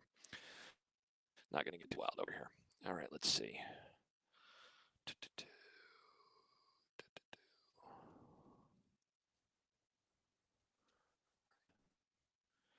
Let's see. Brent wants to know about the credentials. So, or do we have to sit in the seats? I mean, honestly, I'd be totally good with that. Keenan, no rooms with bedroom sinks, though. No, thankfully. I'd be good with sitting in the seats. I have a credential from the Zone, so that's what I'm doing there. Shafe has one via Husker Max, so we will be. The plan is to be at press row today. I did end up sitting in the first half of the Vandy game with some subscriber, actually, Bruce and Stibbs, and then some stuff happened, and I ended up not sitting with them in the second half. But it was a good time. So I'm hoping, fingers crossed, that my seats this time around are really good. I'm guessing I'll be up in the rafters, which is fine. I mean, what am I going to do? Get mad about that? I obviously will not, but we'll see what happens. We'll see what happens. So it should be awesome. I'm looking forward to it.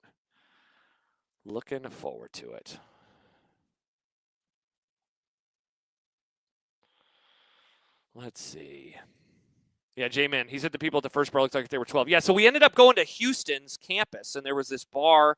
And, yeah, I mean, isn't it funny? Like, you're a kid, and you see someone who's, like, in 7th grade, and you're like, whoa, that is the epitome of being an older kid. And then you get to 7th grade, and you're like, I feel like a loser kid. And then you're like, high school, wow, I'll finally feel like an adult at the end. And then you get there, and you're like, I don't feel like an adult. So then you get way past that, and you go back to a campus, and you're like, these people look like they're 5 years old. Are you allowed to drink a beer? I guess you are. I guess those are the rules. So, yeah, definitely was quite interesting when we did that. But we ended up finding a place. That was fine. It was fine. Sorry, I don't know if anybody heard that.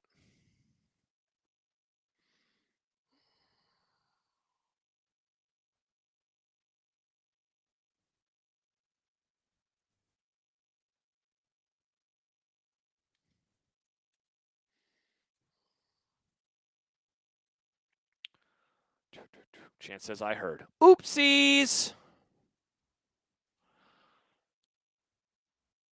Oh, well. Just checking in. Looks like the boys finished their pod. Wow, what a time to be alive. What an absolute time to be alive. Laszlo, is Rule too worried about other things? Wow, what an interesting question. I wonder why I was asked this question. Yes, the answer is yes. The answer is yes. All right, get ready for some baseball talk. Get ready for some baseball talk. Wow, McMaster responded to a tweet before a text. Come on there, Matt. What are we doing? What are we doing?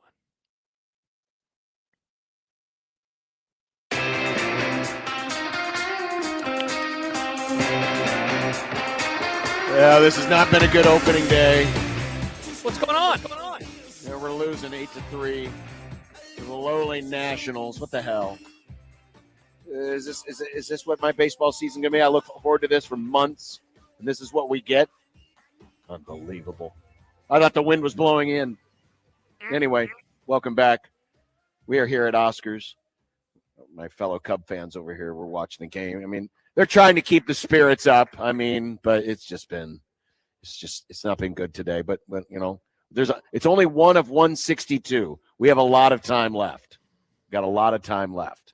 But baseball is open. Left, John. Baseball is opening, of course. And there was an interesting story today, interesting piece in The Athletic, asking the question, and this is coming off of what was a successful postseason last year, the World Baseball Classic last week, whether or not baseball has passed the NBA for number 2 among the pro sports. Obviously, NFL is way, way, way out in front.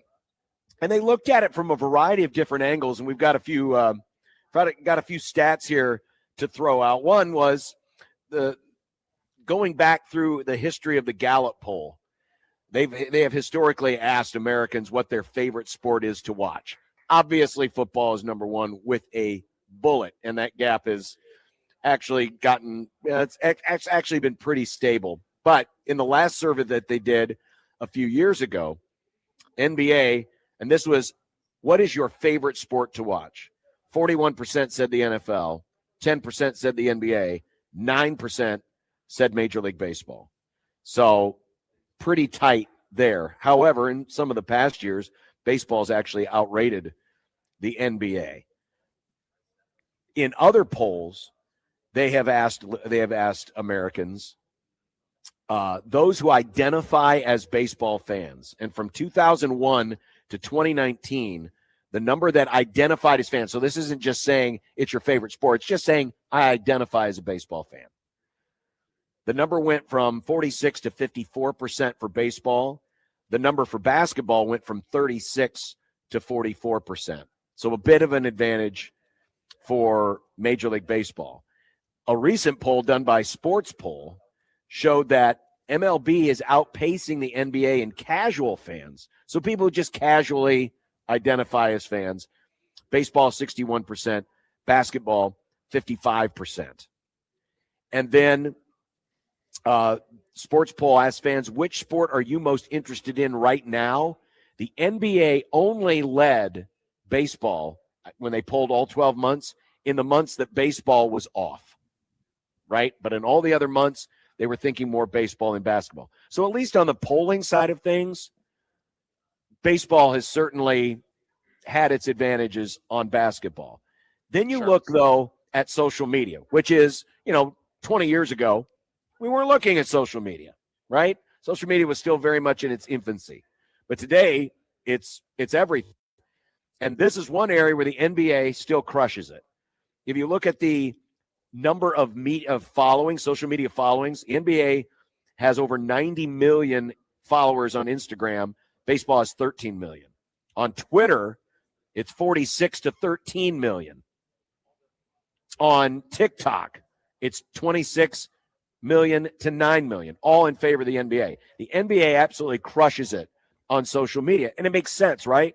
Because you see a lot of posts on social media. It's a sport that is perfect for TikTok videos and Instagrams. And, while baseball's tried to amp that up a little bit, NBA has, because it's typically a younger sport and social media is typically a younger usage media, this is where the NBA absolutely crushes it against baseball. Speaking as a Gen Zer who recently got into baseball over the last few years, the clips that I would see on Instagram did help bring me into the fold more.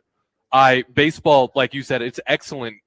It's excellent for that format of video, whether it's just play, a cool pitch, a hit, or even when they zoom in on the bullpen when they're doing something funny during a game. It does a really good job of putting it in a bite-sized thing to make you want to watch it, to see those events for yourself. Right. But basketball's been doing it longer. Yeah, and I don't know how many more slides you have to hit on, but the one thing that I found interesting, I guess, that this next section it was the final section. There's not really a slide to go with it, but I thought the vibes conversation of this story was very, very interesting because, look, the NBA, it's like this for all sports that aren't football, right? Like the NFL finishes up and then it's like, oh, hey, what's going on in college hoops now? And what's going on in the NBA? And, dude, I remember the week or two after the NFL finished up and listening to some NBA pods, and the conversation immediately was, this sucks. Teams are tanking. We got to fix this. The lottery is bad. We have to fix this. The vibes are bad. Like, nobody seemed to be happy. Meanwhile, coming off of the World Baseball Classic, and I'm still a little, perplexed. Like, they had at the beginning of the story the numbers of the final and how much larger that was compared to it a few years ago. I think some of that is probably coming off of the Olympics and rooting for countries, and instead of just teams, I think played a big part in that. But it's like the vibes with baseball, on one hand, it's like, wow, it seems like people are really jacked up, right? They're watching that. You're excited. I think people are excited. On the other hand, there's this, not even the Dodgers, but there's the strike or the lockout that's looming over the sport at the end of the year. And then the Dodgers of it all, which we talked about earlier this week with Farron. And so, I think the vibes for baseball are better on, man per man. And yet there is still, I think, this impending sense of doom about where things are going at the end of the season. And I think if whatever happens with that, I think if the Dodgers don't win, maybe people have a better taste in their mouth when this year finishes up. I wonder how much fans, just rank and file fans, are thinking about the labor dispute. I wonder how many of them, are really pondering it. I know we have talked about it. I know people that are deep inside the sport have been talking about it. I don't think, though, for rank and file fans, the specter of losing games or losing part or all of next season is there yet. I don't think it will be there until you get past this season, and then it really kicks in. So I still think from, a vibes or a momentum standpoint, I think baseball's in a good spot. And then you look at the NBA. What are we talking about in the NBA right now? It's about anti-tanking, right?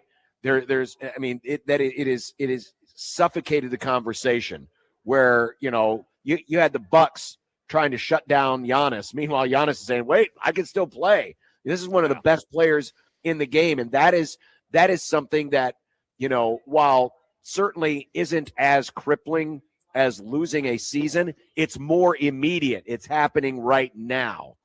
And so some of that is kind of poisoning the well a little bit when it comes to the NBA. One other thing I wanted to focus on, too, was the TV ratings. When you look at the recent playoff and World Series ratings, look at the gap this past season, the difference between the World Series and the NBA Finals. I mean, baseball's World Series averaged about 16 million viewers for that series, whereas last year's NBA Finals barely averaged 10 million. That's the biggest gap baseball has had over the NBA since this graphic, and this graphic goes back to 2016. And we saw it was one of the most watched World Series going all the way back to the greatest World Series of all time, the one in 2016, which, of course, everybody watched because that's when God's team won. But the point is this, pretty big gap there. TV ratings side, baseball's doing pretty well. But from a TV money side, the NBA just signed a huge new deal, whereas baseball's has lagged behind a little bit. So, yeah, the ratings might come out on top for baseball, but in terms of the money they're actually getting, the NBA is winning that battle too. Yeah, it absolutely is. I think at the end of the day, I think it's close. I still think the NBA is slightly ahead, but I do think baseball's made up a lot of ground in the last 10 to 15 years when it felt like they were a sport that was fading into the sunset. But then you made the rule changes, the pitch clock changes. You know, you got some dynamic stars, obviously Ohtani, Aaron Judge, players like that have helped kind of lift it a little bit. The gap is narrowed. It's better than it was, but I still think the NBA is a little bit more popular than baseball right now, but it's certainly closer than it has been the last decade. I absolutely agree with that one. Absolutely agree. All right. We're coming back to Oscars in just a moment. Robin Washut will join us from Houston as we'll get his thoughts prior to tonight's Sweet 16 game. We are at Oscars 173rd and West Center. Come on by during the game. $20 domestic buckets during the game tonight at Oscars on the 1620 The Zone Radio Network. All righty, friends.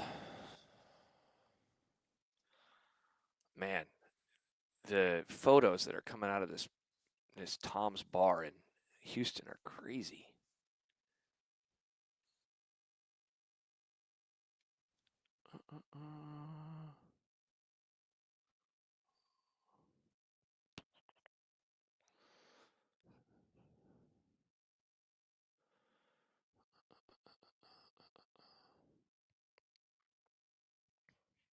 Pesky Blues, did the MLB ratings benefit from having one Canadian team in it? That's a whole country's worth of viewers right there. Good question. No, not the American TV ratings. Those are all only just USA. Perfect. Okay.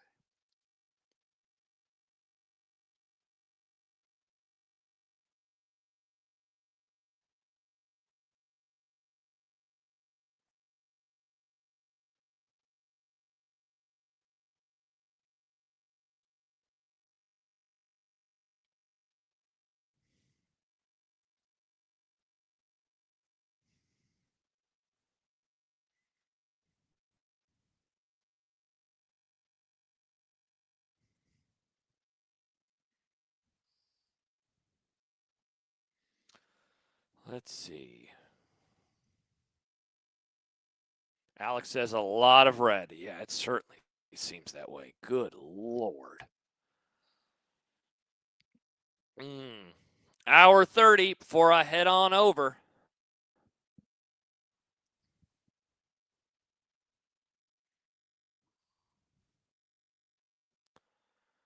Doot, doot, doot, doot, doot, doot.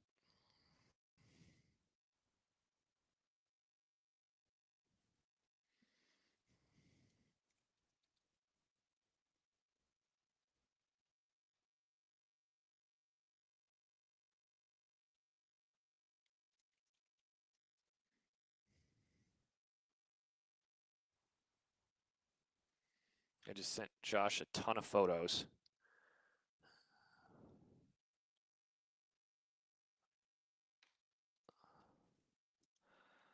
So we'll have some of those things up on our socials in a little bit. Chance says, where should I watch the game? Good question, Chance. What kind of vibe you looking for, friend? What kind of vibe you looking for? Oh, I'm not logged into the stack. How's my internet been today, everybody? It seems like it's been okay. It doesn't seem laggy with John, which is nice. I don't feel like, I know that maybe there's been a couple times where it's been like a little burpy, a little pixelated, but for the most part, it seems like it's been totally fine. Ooh, Chance says he might go downtown. That sounds fun. That sounds really fun.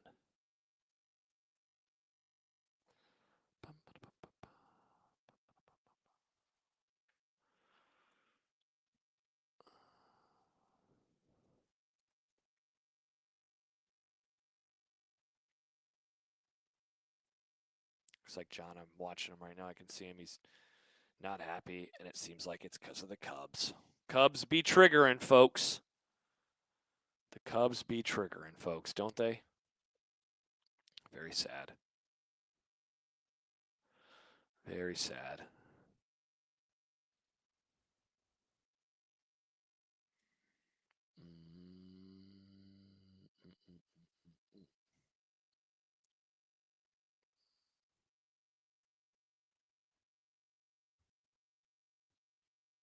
Sorry, everybody. That's Tom's Watch Bar.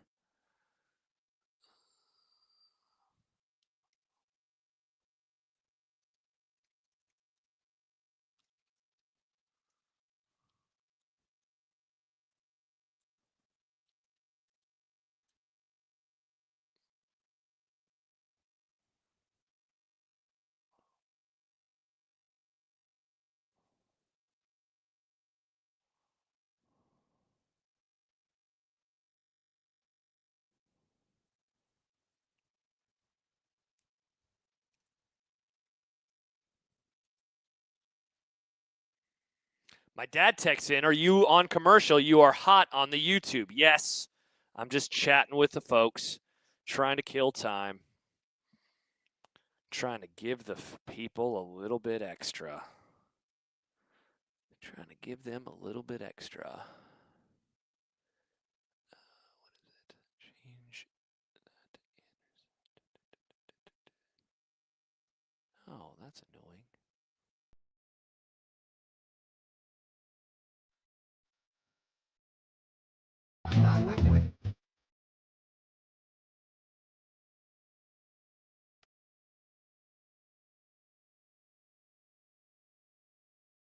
Robin Washut. Blissful ignorance, I think it could be an advantage here. Robin Washut. Yeah, I'm a ball guy. Yeah. Yeah, it's going to be absolutely huge. The hot take.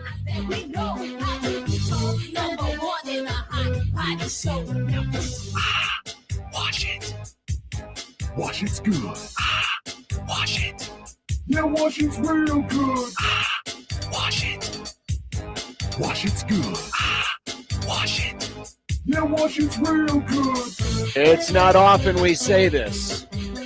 A, because we don't usually have a lot of Thursday games, but we definitely don't have a lot of Sweet 16 games. Welcome to the most important Robin Washut interview of all time on the program down in Houston. Robin Washut down in the midst of it all.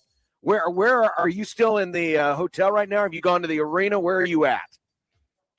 Currently in the room, putting the final touches on pregame stuff before heading over there. We can't access the floor until about 4:30, so got a little bit of time left here to head over there, but probably get on our way right after this one.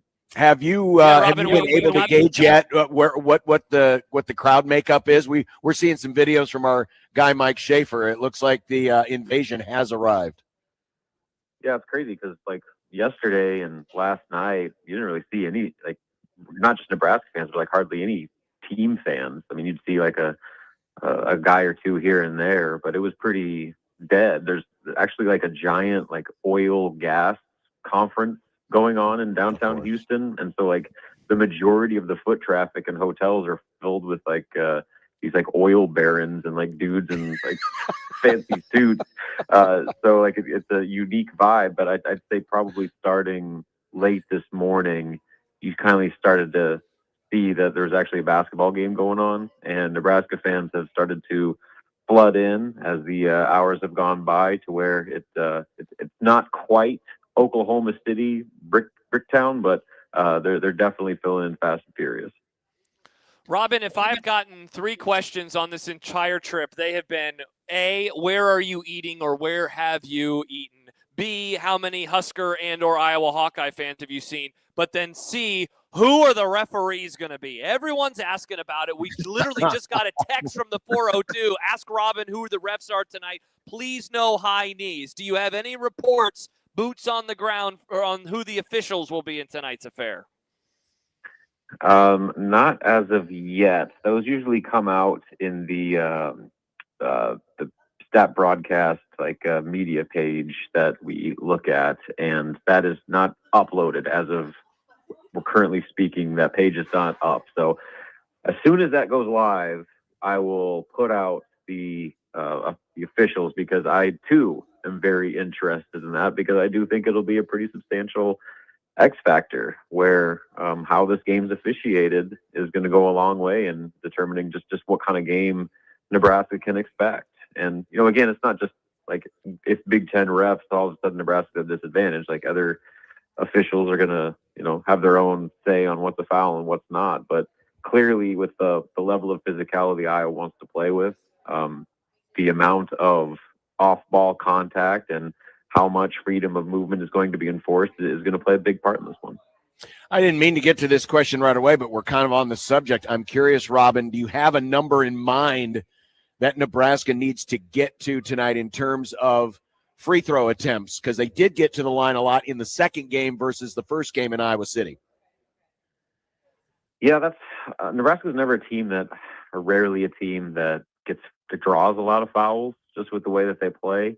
But I think the issue is you got to play with that level of physicality to where you're putting yourself in position to draw those whistles, and then the next part is converting at the line. I guess they've had some issues, especially late, of just making their free throws, and that this is a game where every point is so incredibly critical that you just can't leave those types of opportunities out there. So I don't know. I mean, I think anytime you can get into double-digit free throws for Nebraska, especially this team, you're off to a pretty good start. And anything beyond that it only gets better and better. But I think that it's just as a matter of getting to the line as it is defending without fouling, because guys like Bennett Sturts are really good at just kind of bullying their way into the lane and drawing whistles. Go back to that game in Iowa City.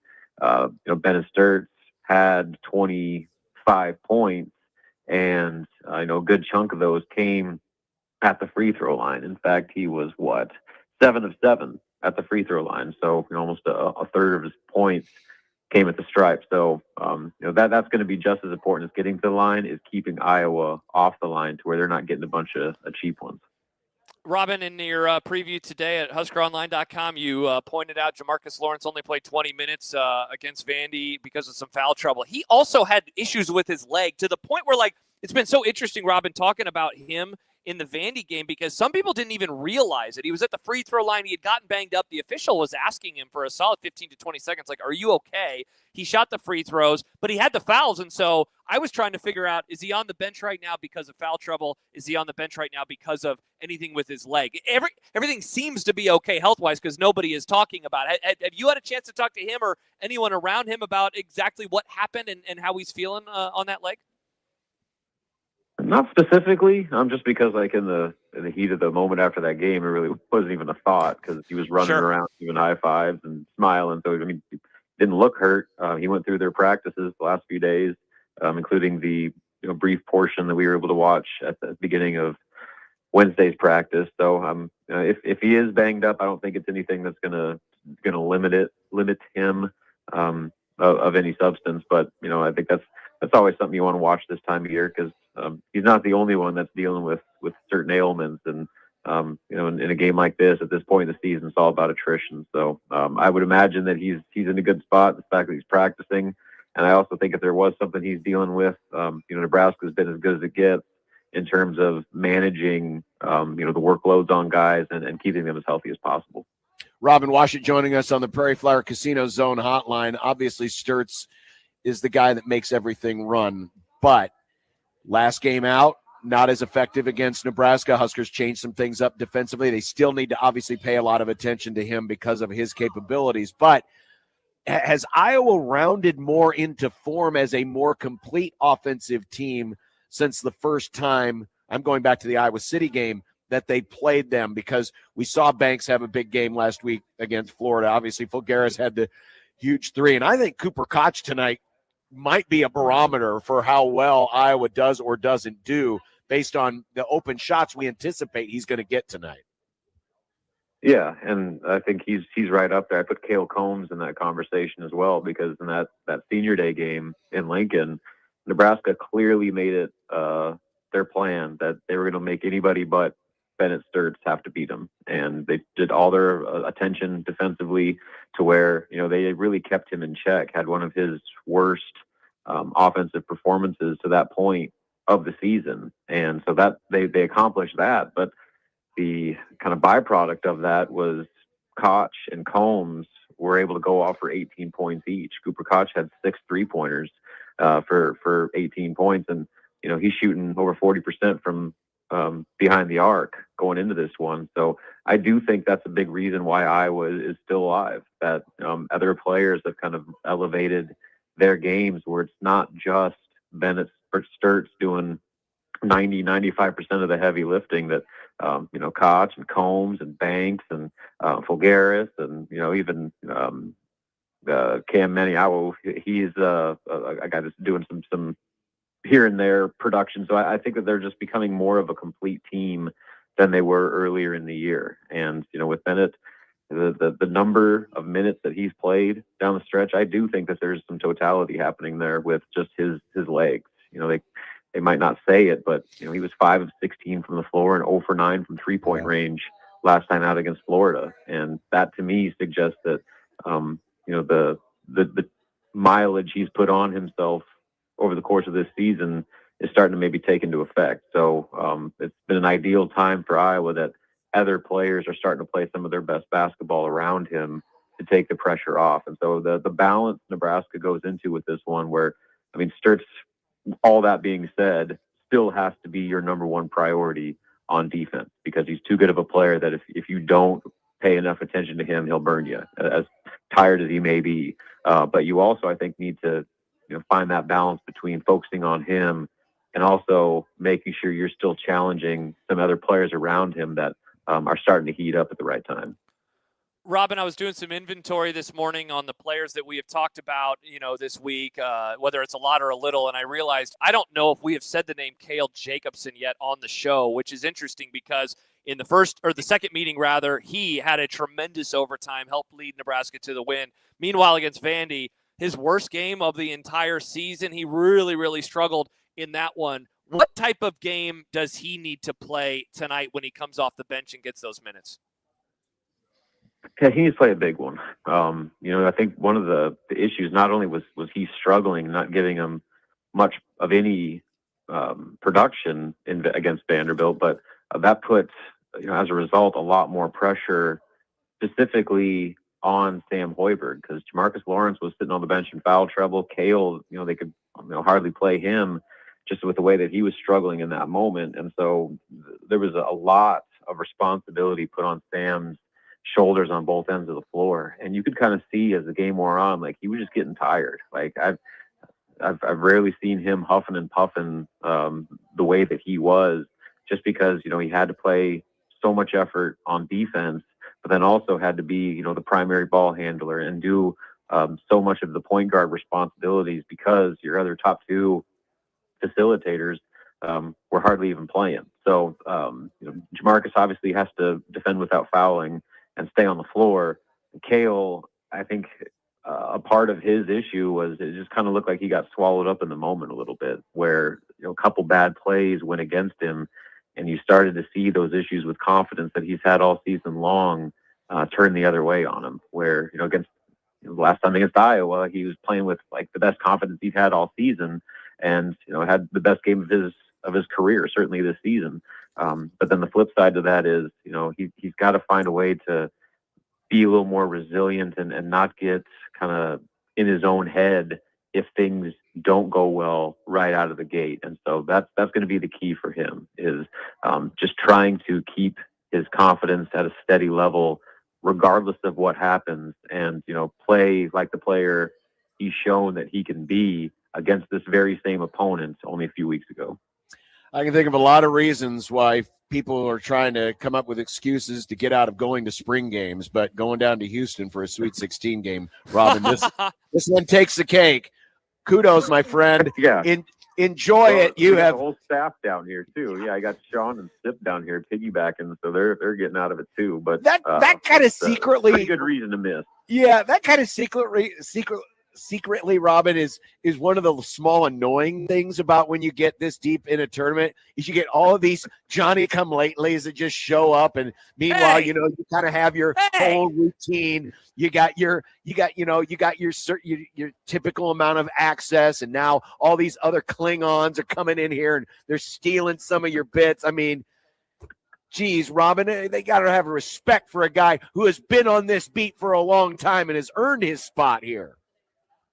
Hey, there wasn't too long ago that I was sitting with Chris Bassett and Michael Bruns in like the saddest COVID season game ever, just all of us alone in an empty PBA watching a very bad Nebraska team lose, 10 straight conference games. So I will take this crowd over that crowd any day of the week. All right. Well, enjoy the crowd. Enjoy it. And we'll be watching for your coverage the rest of the night. Thanks a lot, Robin. Yeah, thanks for having me, guys. Robin Washut of HuskerOnline.com. All right. Take a break. Screw you, John. I would flip you a bird, but I don't want it to be on the camera. There might be children watching. I don't want them to see a middle finger, so I won't do such a thing like that. Okay. We only have about an hour left in the Grum. Only about an hour left, because we're going to start our pregame coverage at 5, and then Josh can go out and mingle amongst the people and stumble his way towards the arena. And don't forget, all of our coverage from Houston has been brought to you by Oscars, where we are right now. Folks are starting to come in, going to get their place set up where they can come in, watch the game. There's going to be $20 domestic buckets during the game tonight. They also have other great specials as well, which include the Mexican beers. You can get those for just $3. You can get the $2 tacos. You can get the $3 margs. That starts at 5 o'clock. So come on down, save yourself a seat. You'll be able to watch the game on all of their TVs, including the mega screen off to our right. That's tonight at Oscars, 173rd and West Center on the 1620 The Zone Radio Network. I'll be right back, everybody.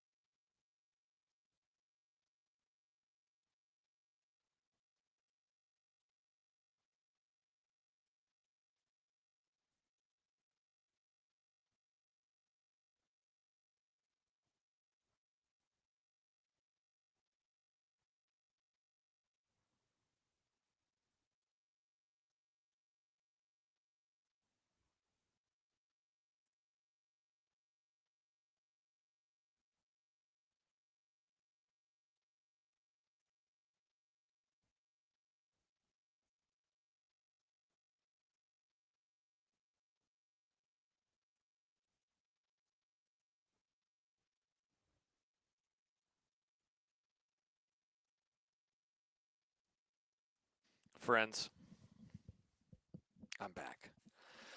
Let's see. Bucky, do you think Nebraska's cursed for this game since they didn't wear the BLM jersey this year?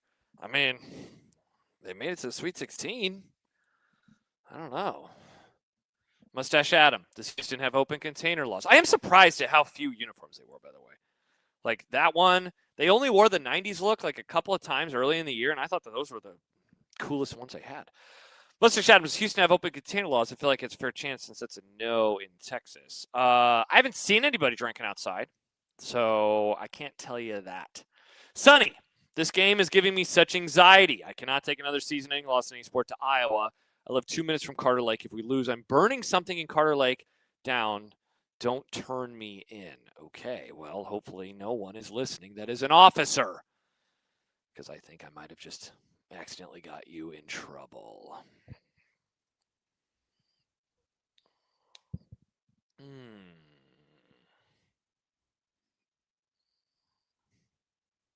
Awkward. Oh, wait, never mind. All right, let's see. Remember when Trev gave the basketball team black shirts? I do. God, what a time. Oh, Herbie Huskero says it's Texas. They're drinking outside. Hokisker says for consistency, Iowa. He's talking about the food. Talking about the food.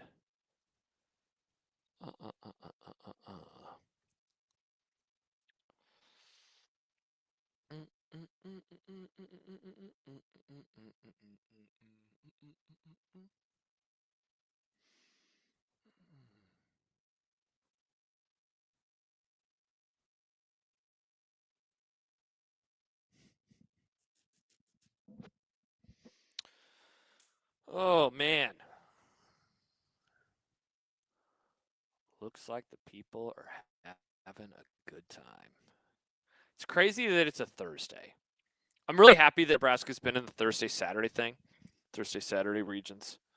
But I will say that it makes the go out afterwards like, oh, man, got the show tomorrow. That said, the off day is a Friday, which is fun because then it allows for fun on a Friday night. And then, obviously, if things go, if they made it to Saturday and somehow things went well, it's Saturday. And then, oh, man, I haven't done my Houston TSA wait time search yet today. Let's see what we got. Oh, my gosh. Today, right now, it's 240 minutes and 260 minutes. That is disgusting. Oh, my gosh. All right, I got to close that website. It's going to make me mad. Going to make me mad. Yuck.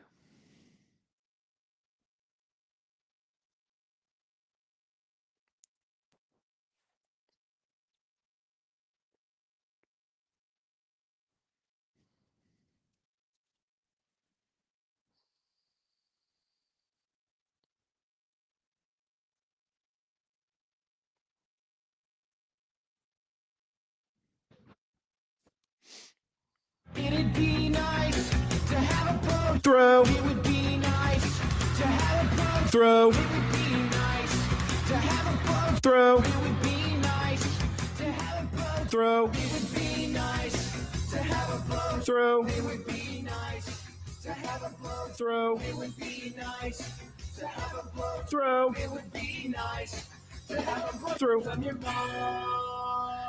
From Oscars in Westo, the happy hour is early and it's on the air.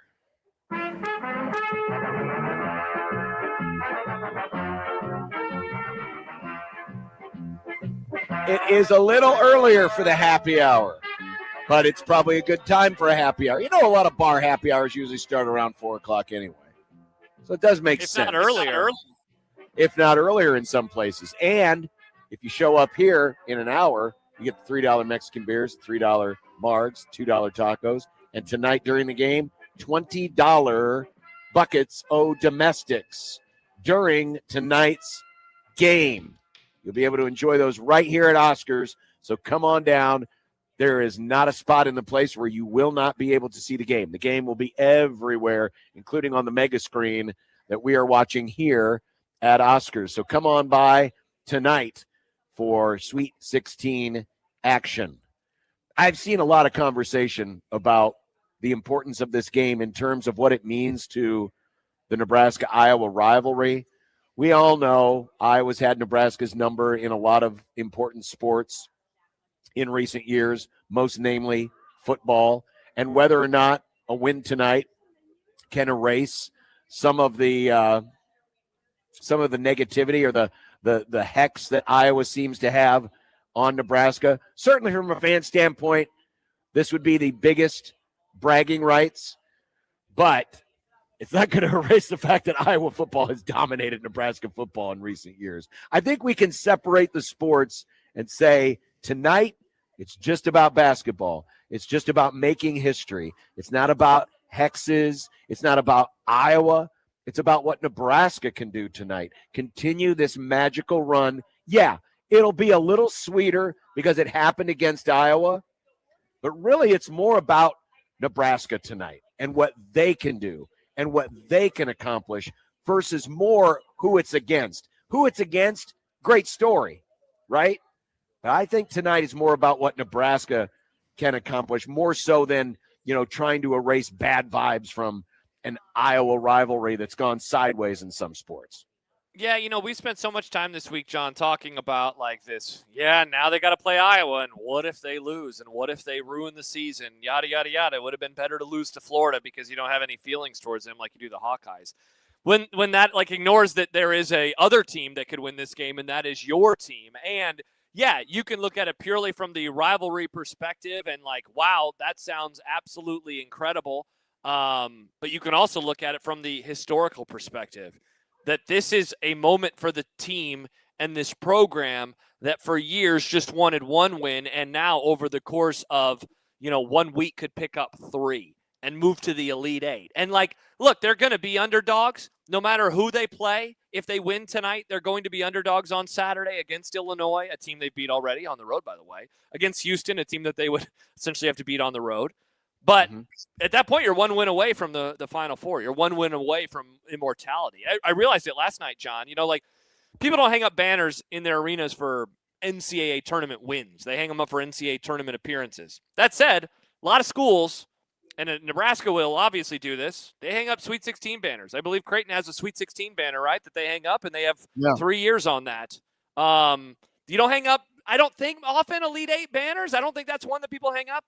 But you make it to the Final Four, you hang up one of those banners. So Nebraska, they're able to add a year to one banner. They're able to create a new banner. And over the course of the next couple of days, maybe they're doing something, that people around here really never even dreamed of because it seems so unlikely. I'm with you. I think the football stuff has just caused this extra angst and, if anything, hatred. And I think that that's good. I don't think this win is for all the football teams that lost and it erases them. No, that's a different sport. They got to take care of it. But at the very least, you can say, thank God, because I don't like that school, or I don't like those people, or I don't like those fans. But it shouldn't have anything to do with it doesn't have anything to do with the football teams. This means nothing for Ferentz. It means nothing for Rule. It means nothing for Calandria or whomever's Iowa quarterback will be on the field in November on Black Friday. But if you don't like their fans, if you don't like them as people, if you don't like their team, if you don't like their uniforms, if you don't like their university, if you don't like their arena, whatever it is, this can be for that. That's what rivalries are built on. This is everything that I hoped for when Nebraska joined the league.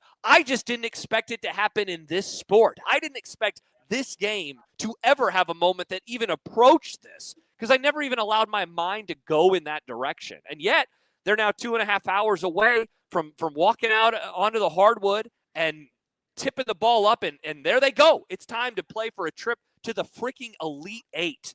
Absolutely wild, and it's going to be super cool to see what it looks like on the floor tonight.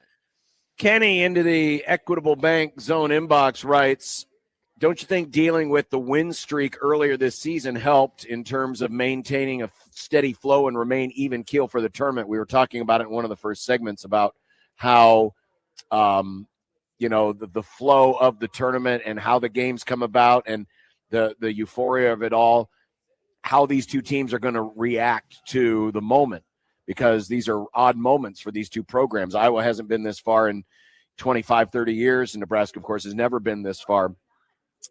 I think the win streak earlier this year helps, but it is an entirely different animal, because during the course of that win streak, losing a game wasn't the end of your season. You are now in a lose the game, season's done mode, right? That brings about an entirely different pressure altogether.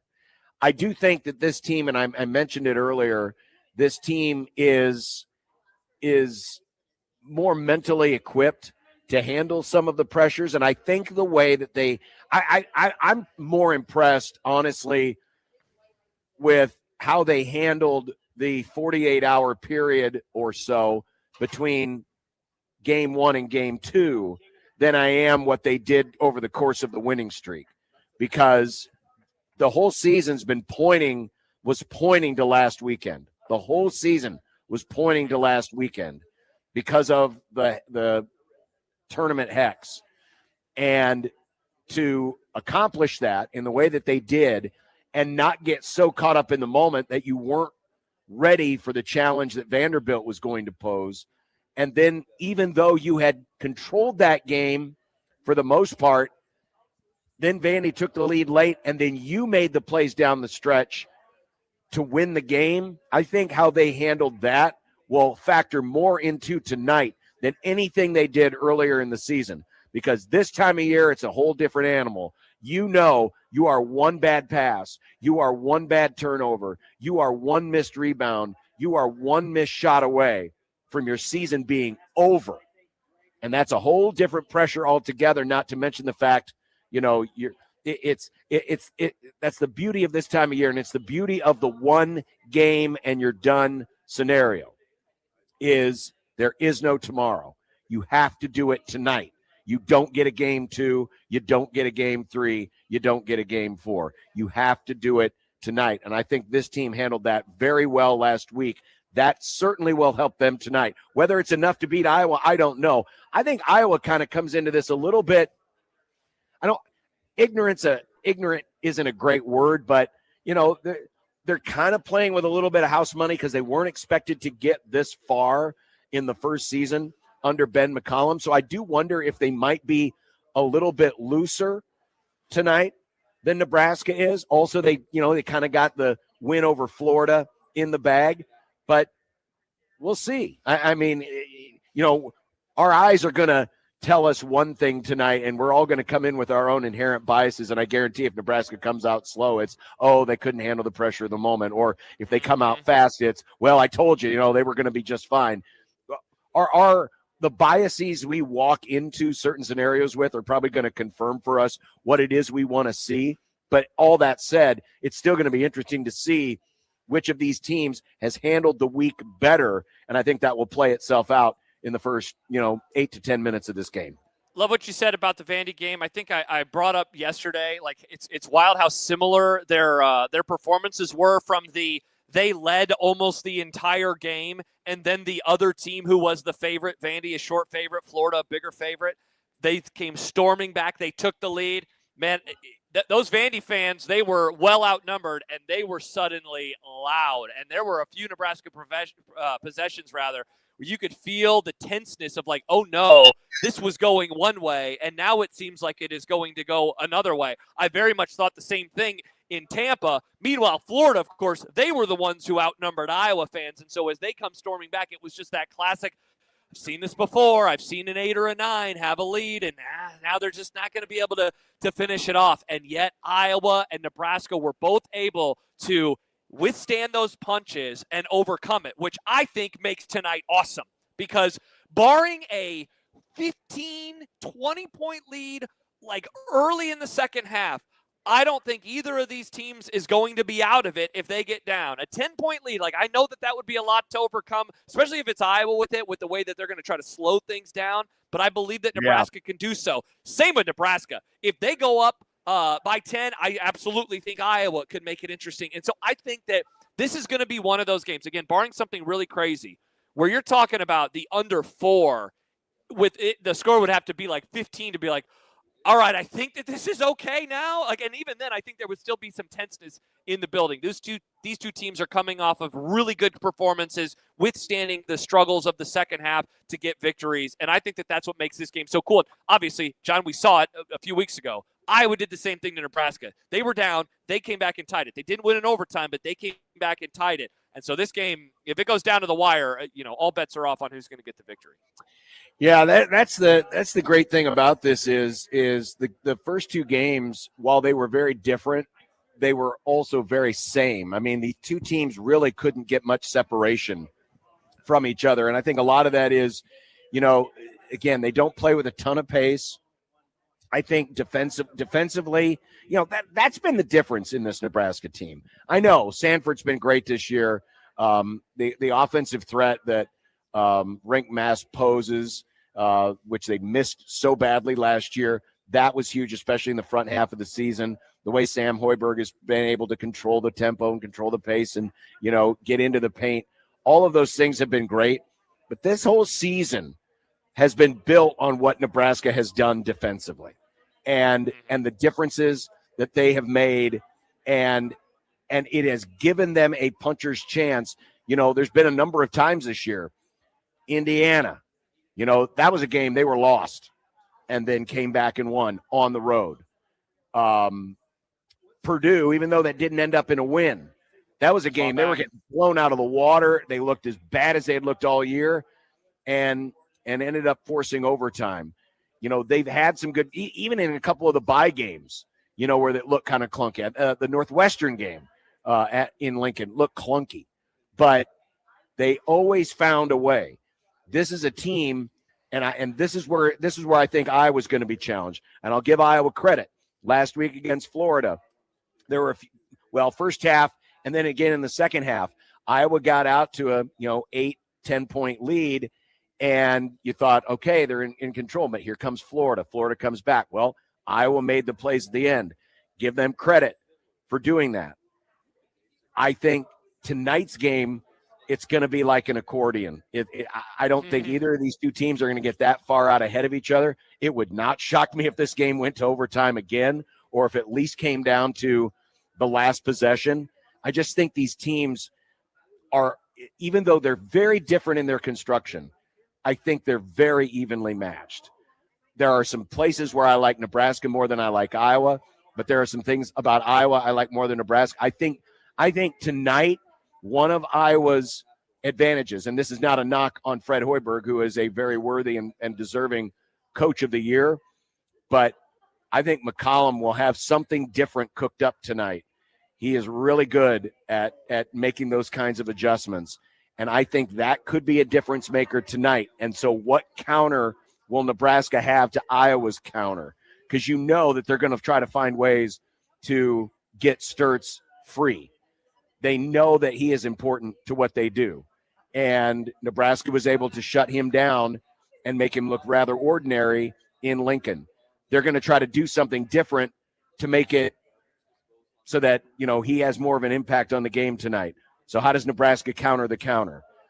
That will be important tonight. We already know that Nebraska as a defense will allow teams to shoot a lot of shots. Creighton famously has shot tons of threes.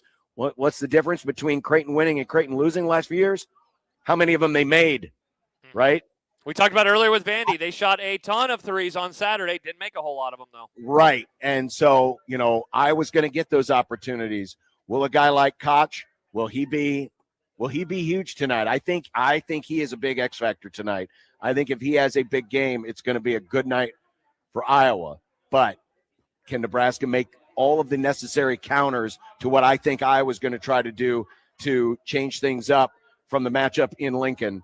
I think it's going to be a really fun chess match tonight between two really good coaching staffs. Yeah, I can't wait to watch it. It's going to be awesome.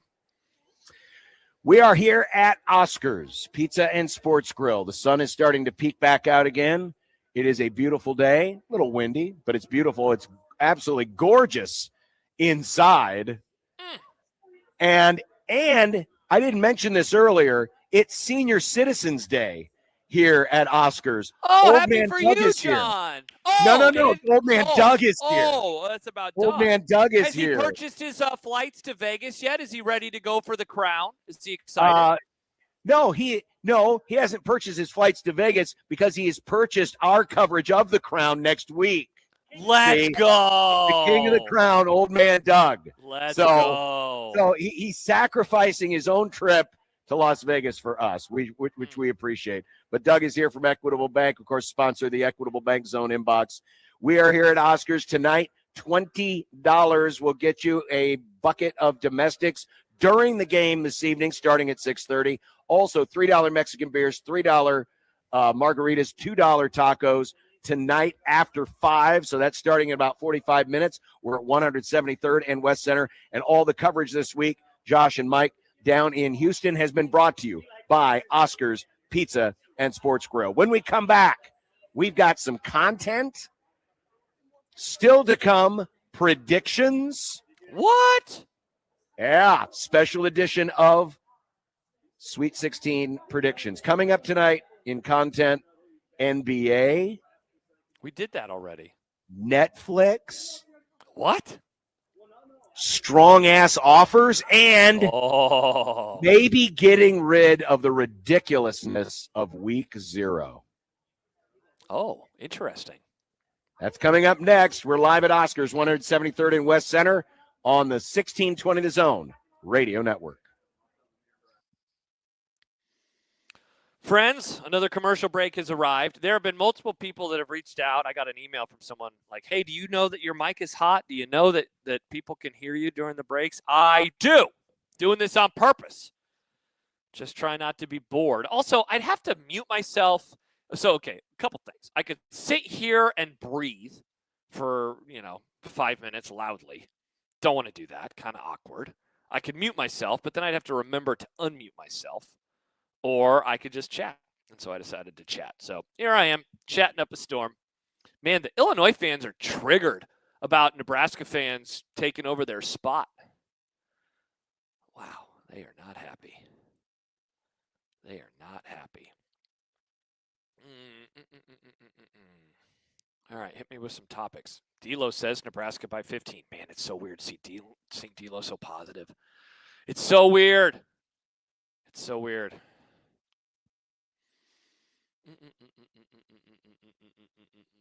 Yeah, Pesky Blue says, because D'Lo said a lot of love for a coach who lost to Penn State and then Pesky Blues and beat the defending national champions.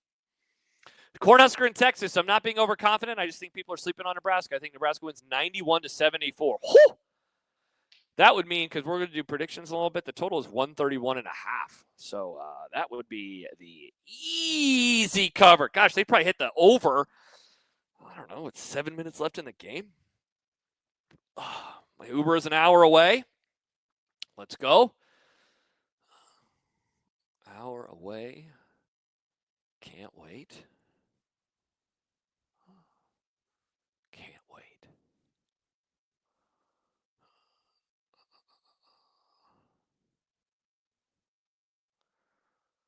All right, let's see.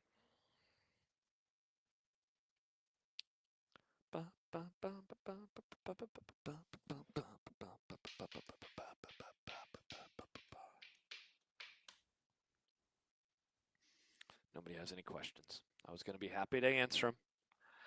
Happy to answer them. Oh, get ready. I'm going to play a little bumpa. That's the video from Schaefer. Send-off video. It's available at the 1620 The Zone YouTube channel or Twitter handle. On the Liquid Trucking Zone Twitter feed. Shout out. Go check it out. Mike doing great work right now. Pesky Blues. Oh, no, the Matt Rule clips are hitting the timeline. I'm sure there'll be very measurable and reasonable reactions to this. Ian says, can you chat on a live stream while using the YouTube TV app? The YouTube TV app. I don't know what that means. Ian, that's your comments breaking my brain. Breaking my brain. Can you live chat on the live streams? I don't think so. I mean, if you're asking, can you do something on YouTube TV? No. Can you chat on one of those? Wouldn't that be wild if you're like watching Grey's Anatomy and everyone is chatting? Though, you know what? I bet that'll be a thing in the future. When you leaving, Josh? From here I have the Uber set for 5:10. So I got, yes. Yeah. So I'm going to, I just have like a couple things to move. I'm going to pack up the audio board for the pod tonight. We're doing it at Jack's place And then hopefully the car arrives pretty much right away. Daniel says, is the Astros game causing any traffic and parking issues? I'm betting it is. You know what? I'm going to do a search right now. Toyota Center. Let's see what the directions say. Oh my gosh, that's a lot of colors that you don't want to see on a road. Holy moly. All right, so I'm not that far away. I'm 2 miles, if that. 10 minutes. I'll take a 10-minute drive. That's perfect. That's perfect. So yeah, it obviously is, but thankfully very close. That was the best part about this spot. Jordan says, hey Josh, you ready for the game? Yes. Baymont says, wait, 3 of you have to go to a place only Jack is staying? No, it's honestly going to be better. Couch is bigger, and hopefully the Wi-Fi is better. Though the Wi-Fi's been totally fine with this. It's I just got a text of somebody watching the show from Stibbs' house. Gosh, that is so cool. Wow, Stibbs has a cool looking place. But no, it'll be good. I'm excited. Bigger couch, more comfortable. It'll be good. LSD will. When will it be lights out tonight? Excellent question. Way too late. I'm still going to be catching up on sleep, but we'll get there. I have found out I'm not on the morning show tomorrow. I'm on with McMaster. So I'm going to sleep in a little bit. I'm pretty excited. Today, the alarm hit, which is good because that means I was actually asleep instead of being unable to get up and fall back asleep.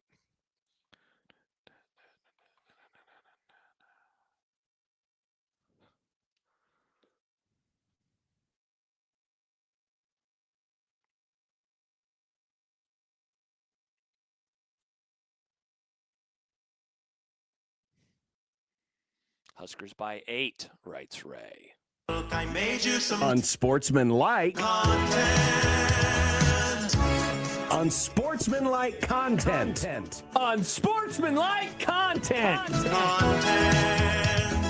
Content that's unsportsmanlike. As we roll into content, a couple of things. Number one, tomorrow, be listening to the Grum. Not only, of course, it's a One Beer Friday. Kent Wolgamott will be back. We'll review Hell or High Water. Obviously, our recap of tonight's game. But we're also giving away those $50 gift certificates to Betty Ray's Ice Cream with 2 locations in Omaha, including Exarban Village. We're going to be doing that tomorrow. And you can get 2 $25 vouchers for Betty Ray's for only $25. So that's our zone deal at 1620thezone.com. Also, the Edible 8 in the Omaha Food Fight presented by Union Bank and Trust. Voting is underway. And it ends Sunday with the Foodie 4 beginning the voting on Monday. So go to 1620thezone.com, vote for your favorite restaurant. Hopefully Oscars is in there somewhere. If not, I'm going to ask for special dispensation. I'm going to ask for a recount. Well, a recount, a provisional. A provisional. You know, us racing people, we know what a provisional is. We do. Yeah. I want a provisional for Oscars. So go vote now in the Omaha Food Fight presented by Union Bank and Trust. My cold take, John, I love ice cream. You see what I did there? It's a layered joke. That's for explaining it. Yeah, it makes it funnier. Yeah, more funny. Definitely. Call Me Matt spoke today ahead of Saturday's spring game. We haven't even acknowledged it for some reason. Let's acknowledge it now. You got any takes on what Matt Rule said? Let's see. What did Matt Rule say today? Well, he's coming down. He's down here in Texas, and he's going back up. And then if they win today, he's coming back down. He said that. Wow, he's already distracted and it hasn't started yet. Traveling to Nebraska's NCAA tournament games is the new podcast. Does this mean he's not properly prepared? Is this like going to a country western show before the Penn State game? Does this mean that Nebraska's going to lose the spring game? I bet they find a way. They probably do. We will have some of the Matt Rule audio tomorrow. But we wanted to dedicate this. Why? We don't have to do that. I guess we don't. No one's forcing us to do that. Remember when we used to do things on this show like, guest lines and, try to pick teams and try to pick picks to click and all kinds of things around the spring game. And this week it's been like, oh, there's a spring game this week. Who knew? Once again, Josh is not here for it. Netflix's baseball debut featured a delayed first pitch due to all the pregame gimmicks, a softball interview of Rob I Hate Baseball Manfred, and an interesting score bug. Your thoughts? So I mentioned this earlier in the crossover with McMaster. I had it on, did not get to watch it with the volume. I did see that Barry Bonds was in the booth for a while, and I definitely saw that the game did not start at the 7 o'clock Central Time first pitch. Score bug. I honestly, I think the idea is fine. I don't like that it is tall. I would do the same look, but make it wide. I think that wider graphics are better than taller graphics for score bugs. So I think again, it's a cool idea. Also, it's weird. It looks like the Nebraska N is on it. So I'm happy I missed it. This is the only game, right, John, that Netflix is going to do this whole year. They're not doing another baseball game, are they? That's a good question. I don't know if they are doing another one, but the score bug, there's too much empty space.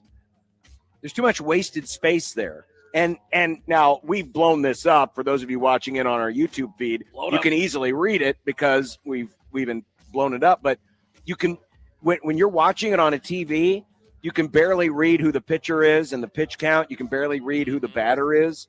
So I agree with you. I think it needs to be more elongated than it needs to be up and down. And there's just a lot of empty space there in the graphics next to the score.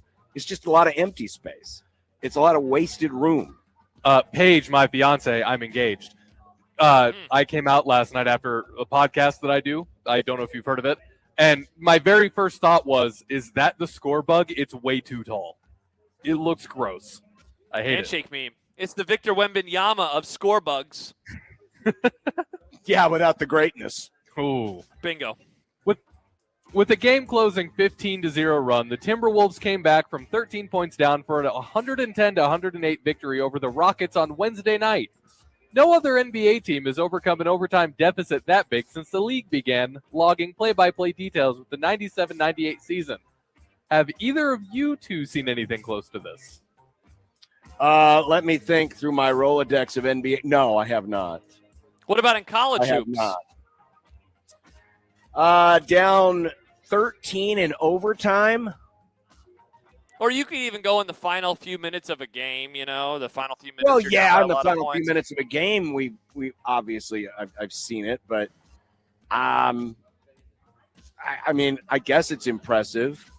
You guess? I Nick said this stat hasn't happened since the late 90s. Nick was barely a baby at that point in time. Yeah, I was born in 97, John. Okay, I understand that. I think that's a cool stat, Nick. Excellent job by you on finding that because you sent this. Thank you. I'm glad I did that. I would think something like this has happened with all of the games that they play every year. That They do I don't play know. a It lot just of games. seems like it doesn't seem that amazing to me. Maybe I'm just a little jaded. I don't know. Wow. You are a little Hater. jaded, John. Yeah. Jamal Murray and Nikola Jokic. Nikola Jokic. He's He's one of the most important players in the NBA. I understand. Nikola Jokic. We've been over this before. I can say his name if other people say it, but when I read it, I get stumbly. It's one of those where I read the words and my brain it doesn't make sense. It gets all mushy. Combined to beat Dallas last night, Murray had 53 points, while Jokic was one assist away from a 20-20-20 triple-double. That sounds like a fast food order. How incredible was this tag team performance? Well, I mean, I think it's obviously awesome. John's probably going to say it sucks. That's wild. 53 points for one player. Another guy is almost at a 20-20-20, which is darn near impossible. This is a team to watch, John, as we get ready for the playoffs in a few weeks. I know that you're wondering, who are the teams to beat? Everyone's talking about the Thunder. Are they going to repeat? Of course, the trendy pick is going to be the Spurs. And don't forget about my Lakers. But also, don't forget about the Denver Nuggets, because they still, in my opinion, have the best basketball player in the world. And if he's getting help from Jamal Murray, then things are going to get a quite bit interesting. Yeah, see, like that T-Wolves comeback, that's not as impressive as this was. See, this ruined it. Ruined it for the T-Wolves. I mean, a 20-20-20. That is insane. I know it's the NBA. I know they score a lot of points. I know there's 48 minutes a game. but 20 points, 20 rebounds, and 20 assists It's a lot of 20s. is incredible. It's great vision. Incredible. This was impressive last night. Yes, I agree. Watch out for the Denver Nuggets. They will make a great sacrificial lamb for my Boston Celtics. Will Wade, caught up in a scandal that at LSU back where there was the idea of rules, is possibly heading back to LSU as men's basketball coach. I guess the Tigers made Wade a strong-ass offer. By the way, it's not a possibility anymore. He is indeed going back to LSU. This is weird, John. We have seen guys return, right? Sometimes it's as assistants. You know, Doc Sadler, for example, he came back and coached at Nebraska. We have seen, like, John Gruden came back to the Raiders, but he didn't leave under the same circumstances. This is wild. And NC State fans, John, they are not happy about this. Let me read you a tweet that I saw earlier from one of those burner accounts. If I had a gun with 2 bullets, Will Wade, Osama bin Laden, and Hitler in the same room, I'm shooting Will Wade twice.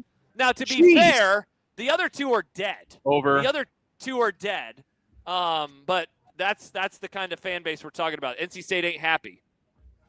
Wow. Yeah, and the interesting thing is, once again, Governor Landry down there in Louisiana, who just loves to entangle himself into LSU sports, apparently was a part of this deal as well. And if you forgot, Will Wade, he was the one caught on a phone conversation talking about making a strong-ass offer back in the day when you couldn't make strong-ass offers. And now all of a sudden we're going to run it back again. This kind of reminds me a little bit of Bobby Petrino, right? Because remember, Bobby Petrino left Arkansas in shame, and then, oh, look who's back as offensive coordinator. It's Bobby Petrino. It just shows you how much we tried to make college sports ethical as recently as 5, 6, 7 years ago. And now today it's, who cares? Bring him back. According to The Athletic, members of the Football Oversight Committee strongly support a move making Week 0 Week 1 of the college football season. This means Labor Day weekend would be the second week. There's urgency to get this done, get this to the goal line before 2027, but will they? I think they will, and while certainly it helps to try to fit everything together if you're going to expand the playoff to infinite teams like the Big Ten wants to do, it makes sense. But it's not going to feel as special. There is something about the collision of the start of the college football season, the actual start of the college football season, not Week 0 where you get a token amount of games, and Labor Day weekend. It's like you get it. College football is kind of bookended by holidays, right? It's bookended by Labor Day on the front end and Thanksgiving on the back end, where the last week of the regular season is this 4-day weekend orgy of football, which is great. 5-day weekend. Well, with Labor Day. And yeah, and with Labor Day, Thursday through Monday, right? Where and now if that becomes week 2, I don't know, it'll feel a little less special. I get that they have to do it to fit it into the schedule, but there's something about being able to start this season on Labor Day weekend when more people have time off and you can spread games out all over the place. It's going to seem kind of awkward when that's just ordinary old week 2. Yeah, because they're obviously going to still do that, right? Like, that's not going away. They want to take advantage of a Sunday and a Monday without the NFL starting yet. I guess the only thing that would change that is if the NFL moves up the start of their season, because they used to start on Labor Day. I remember when I was a kid, they played Labor Day weekend games. So it's going to be really odd. Like, you are not wrong that we're going to be like, week 1 is back. And we will still have games on a Thursday and a Friday and a Saturday, and then it's probably going to stop. And then the next week, week 2, they're going to do the whole 5-day experience. So it'll take some getting used to. I'm with you. They have to do this. This is something they have to get done. But, yeah, it's going to be quite strange. Many people on many sides are suddenly opining on the validity of Ty Simpson being the number 1 QB in this year's draft. Have we officially reached the stage of the draft cycle where we're bored and thus throwing things against the wall to see if it sticks? Definitely. This was Orlovsky. Dan Orlovsky was on, and he said this, and then he's tweeting weird, like Facebook motivational posters, because everyone's yelling at him. I'm happy, John, that I'm not in the draft Twitter wars debating things. I definitely don't think Ty Simpson is better than Fernando Mendoza, though. That's weird. No, thank you. You got to have takes. Got to break through all that noise. Got to have those draft takes. I'm not ready. I mean, even though I'm very interested in the draft because the Rams actually have first-round pick and we've done pretty well in the offseason, I'm not ready for the draft yet. Let's wait until after this next weekend, and then I'll dive in. But at this point, no. And I don't care anyway because the Rams aren't getting either Ty Simpson or Fernando Mendoza. Finally, the International Olympic Committee ruled that transgender females are excluded from women's events at the Olympics. So, John, do you have an update on the Trump barn banner? It's still missing. Oh. It's still not there. It's still gone. Here's my John, update. Michael Sevier wants to know if Major League Baseball doesn't feel as special anymore now that the opening day no longer has any meaning and that the Reds aren't involved. A little bit, yes.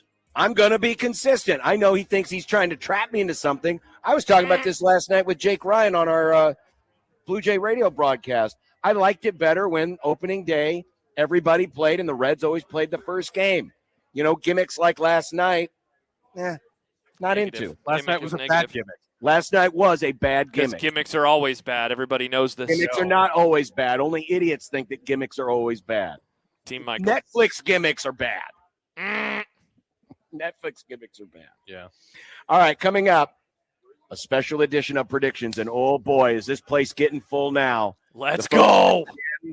And a lot of people in red getting ready to watch tonight's game. $20 buckets of domestics starting at game time. And starting in 25 minutes, the $3 Mexican beers, the $3 margs, the $2 tacos. So come on down to Oscars to watch the game tonight. Starting at 6:30, we're here at 173rd and West Center. We'll be back with predictions for tonight. Who's going to win on the 1620 The Zone Radio Network? Last break, everybody. Last break. Ask me your finest questions.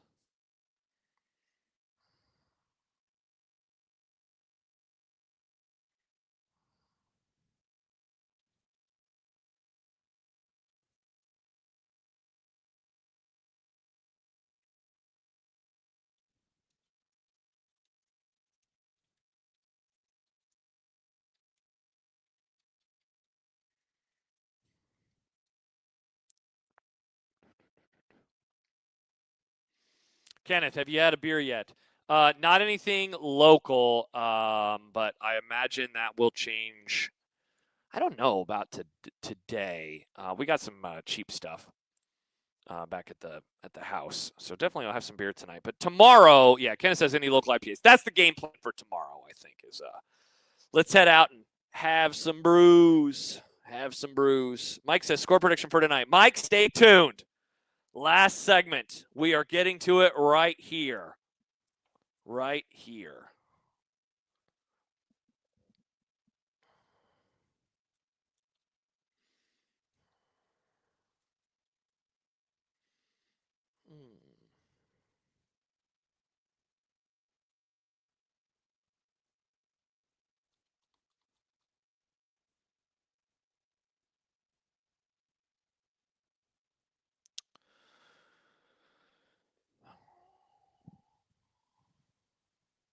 Chance says, I hope Stibbs has a nice time. He seems like he's having a great time. Let's see. Nomad. Once the Husker says, thanks for being on, Josh, and have a wonderful time tonight, GBR, F Iowa. Thank you very much. Have had so much fun. And hoping that continues. Mike wants to know what the game plan is for tonight. How many supers do I send? Great question, Mike. All of them. So if you missed it earlier, we'll have the post-game show in association with 1620 The Zone. It'll be live on this stream. It'll be live on the I-80 stream starting at 10. or thereabouts. Let's see how long it takes to get out of the arena. Those are the important questions. We're going to come over here, grab the equipment, head over to Jack's place. We will get logged on. We will get going ASAP. How long are we going to go? If they get a victory, I would not be surprised if we're doing another 3-hour extravaganza. If they lose, Jack's going to want to log off in 15 minutes. So we'll see what happens. Ray says, how's the weather in Houston? It's 100 in Scottsbluff today. When I'm for my run this morning, it was 10 maybe, and it was already in the 70s, which, I mean, in the summertime is actually not too bad. I'm just not acclimated to the heat yet. I think it's in the mid-80s right now, though. So that'll be nice. John says, favorite thing or interesting thing about Houston that you've noticed? Ooh, good question. I mean, what is really interesting, and I'd always heard like Houston is one giant interstate. It really does feel like it is one giant interstate where you're like on and off and on and off of either a highway or a freeway or an interstate. It's crazy driving around where it's just like there was a street that Schaefer and I were on yesterday where we're driving, and it splits off to the left, and that is seriously hopping on the interstate. And then on the right, it's just a street. But there wasn't like the traditional signs, right, of like, here is I-80. It was just, there's the interstate, and here's a regular street. Very, very strange. Very, very strange. Tonight, I've been to Toyota Center. I was there yesterday to pick up the credential. So I guess I was technically downtown, but I haven't been in like the true downtown area. I've been kind of close, but I haven't been all the way down there.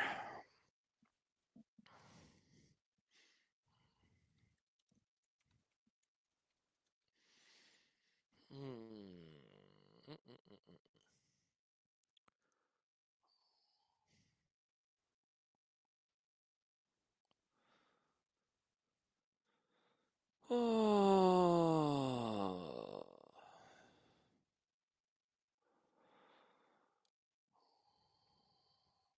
Chance Big Asphalt will pay for what they've done to Houston. Yeah, this place. I wonder what it was like back in the days before people.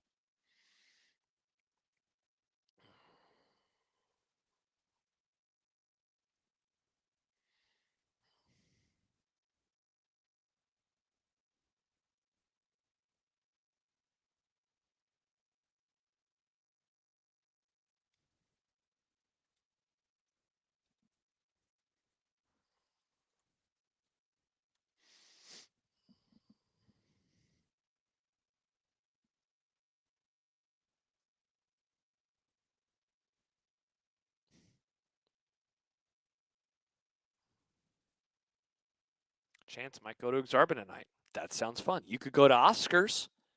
Have you thought about Oscars?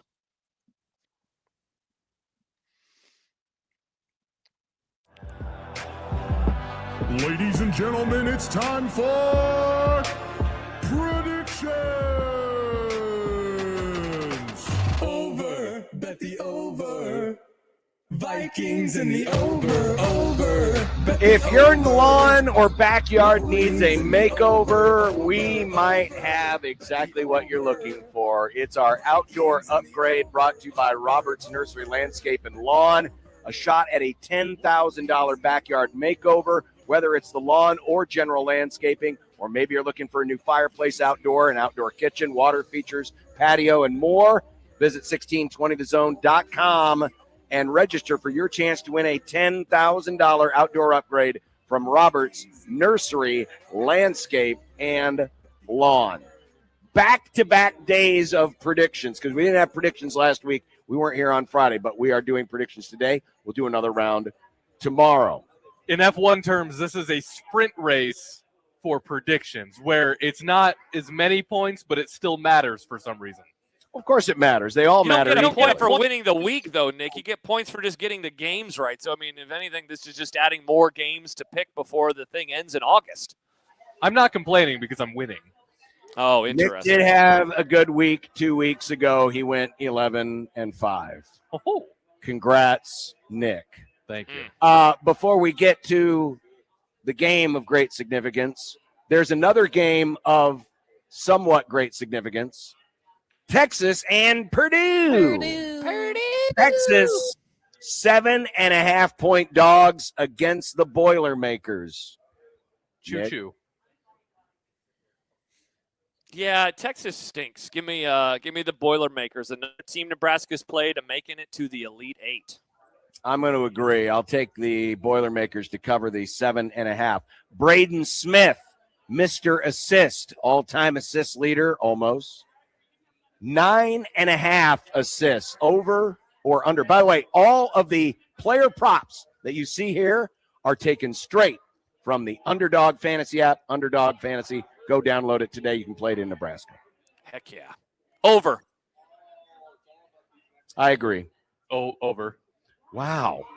Everyone's agreeing. Boring. Texas's Dalen Swain, points, over under 16.5. I will take the over. Under. All right, finally a disagreement. Now to the game everyone around here is paying attention to. This is, again, an actual prop on the Underdog Fantasy app.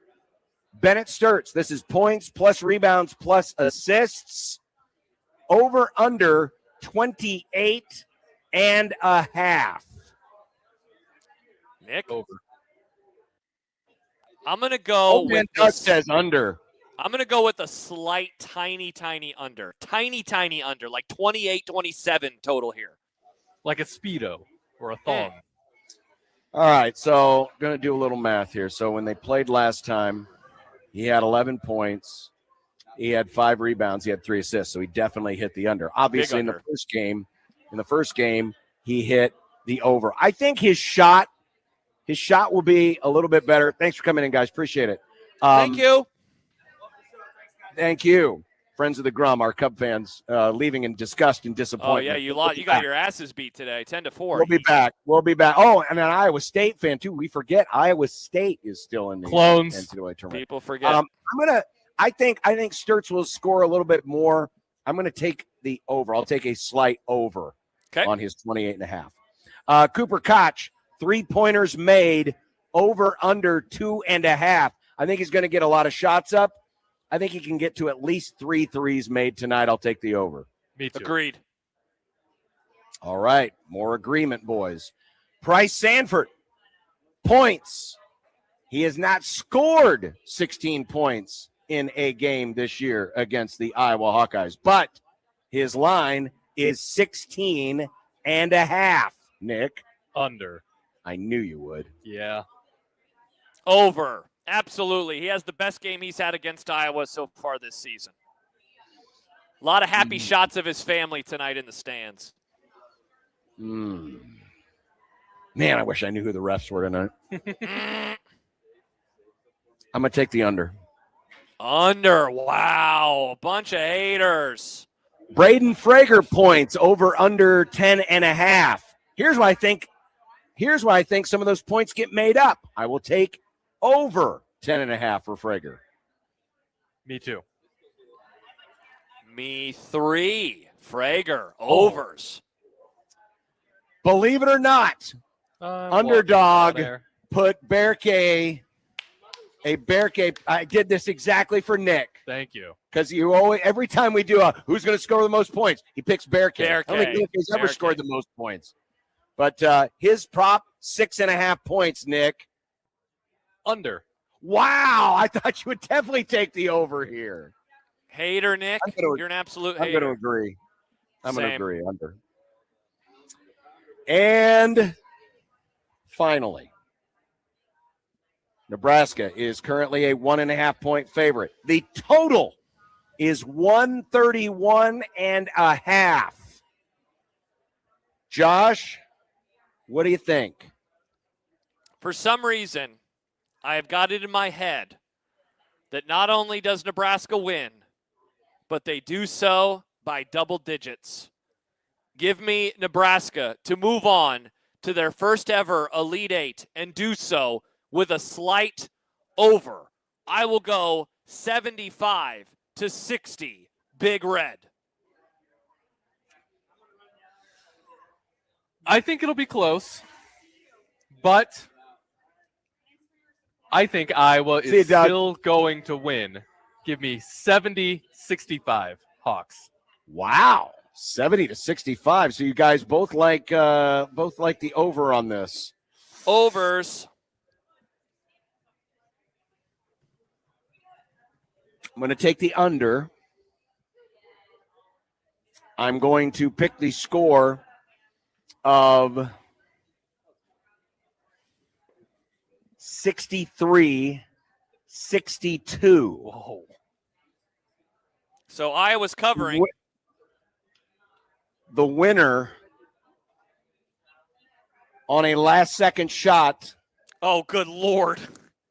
By Jamarcus Lawrence will be Oh, my God. Nebraska. Oh, wow. Good Nebraska Lord. 63, Iowa 62.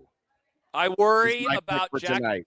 I worry about Jack Mitchell if the game unfolds. Whoops. in that Listen, kind of I way. worry about him no matter what. So Fair. what difference will Very it make fair. if it's close, it's dramatic? You should be expecting the dramatic tonight. Yeah. I think this is going to be close. I really do. I don't know. I mean, we didn't do a prop here. We could have added another prop. What's the biggest margin at any point during this game? Ooh. I don't know if we'll get a margin above 10 points tonight. Yeah. On either side. I could see. Well, it then being I'm an idiot because I picked a 15-point win. Yeah. Well, no, I just that's the way I kind of think this one's going to go. I mean, listen, if you think Nebraska's going to win by 15, they're going to win by 15. I don't know. I just have a feeling this is going to be close throughout. This will be one of those games that neither team can, get away from the other for very long, but there'll be enough stops made at the end, and Jamarcus Lawrence will make the game-winning shot. LP writes. Sorry, Josh. Real quick, LP says Josh equals smart, and Levi in Colorado. Josh has jinxed us. So covering both sides. What were you going to say, Nick?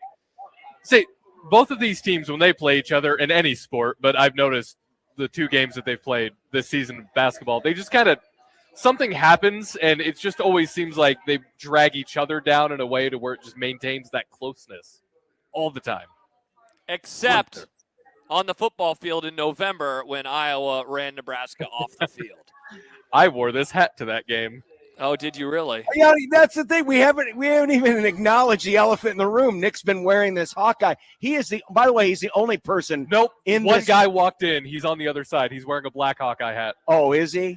Yes. My people are Sounds here. like a real big idiot. Well, everybody else that's in here, except for my friends who are wearing Cubs gear, we're wearing Husker gear. He walked in with a Nebraska fan, too, so it was really like that Bloods and Crips picture that was taken by that Burger King in Omaha. I see. Nice reference, Nick. Very nice reference. All right, so Josh, let us know what is happening tonight after the game, and you'll be able to see some of this coverage on our YouTube channel, our 1620 The Zone YouTube channel. Yep, so we're going to do a Nebraska Ball Hour post-game show in association with the I-80 Club. So the game plan is to get out of the arena, get back here to get the equipment. We're going to go over to Jack's Airbnb for this one because the couch is bigger and much more comfortable there. So we're going to head on over. We're expecting about a 10 o'clock start. The game is at, 6:37? Let's say it takes 2 hours and 15 minutes. You're talking about a finish closer sometime to about 9-ish. And so hoping that we can get out of there. I mean, I think that will give us enough time to get here. We're not that far away. Traffic is terrible, John. I looked at it during the last commercial break. We're only 2 miles away, though, from the arena, and it says it's going to take 10 minutes. So figure out a little bit tonight as we all get settled in. But we'll be on at 10.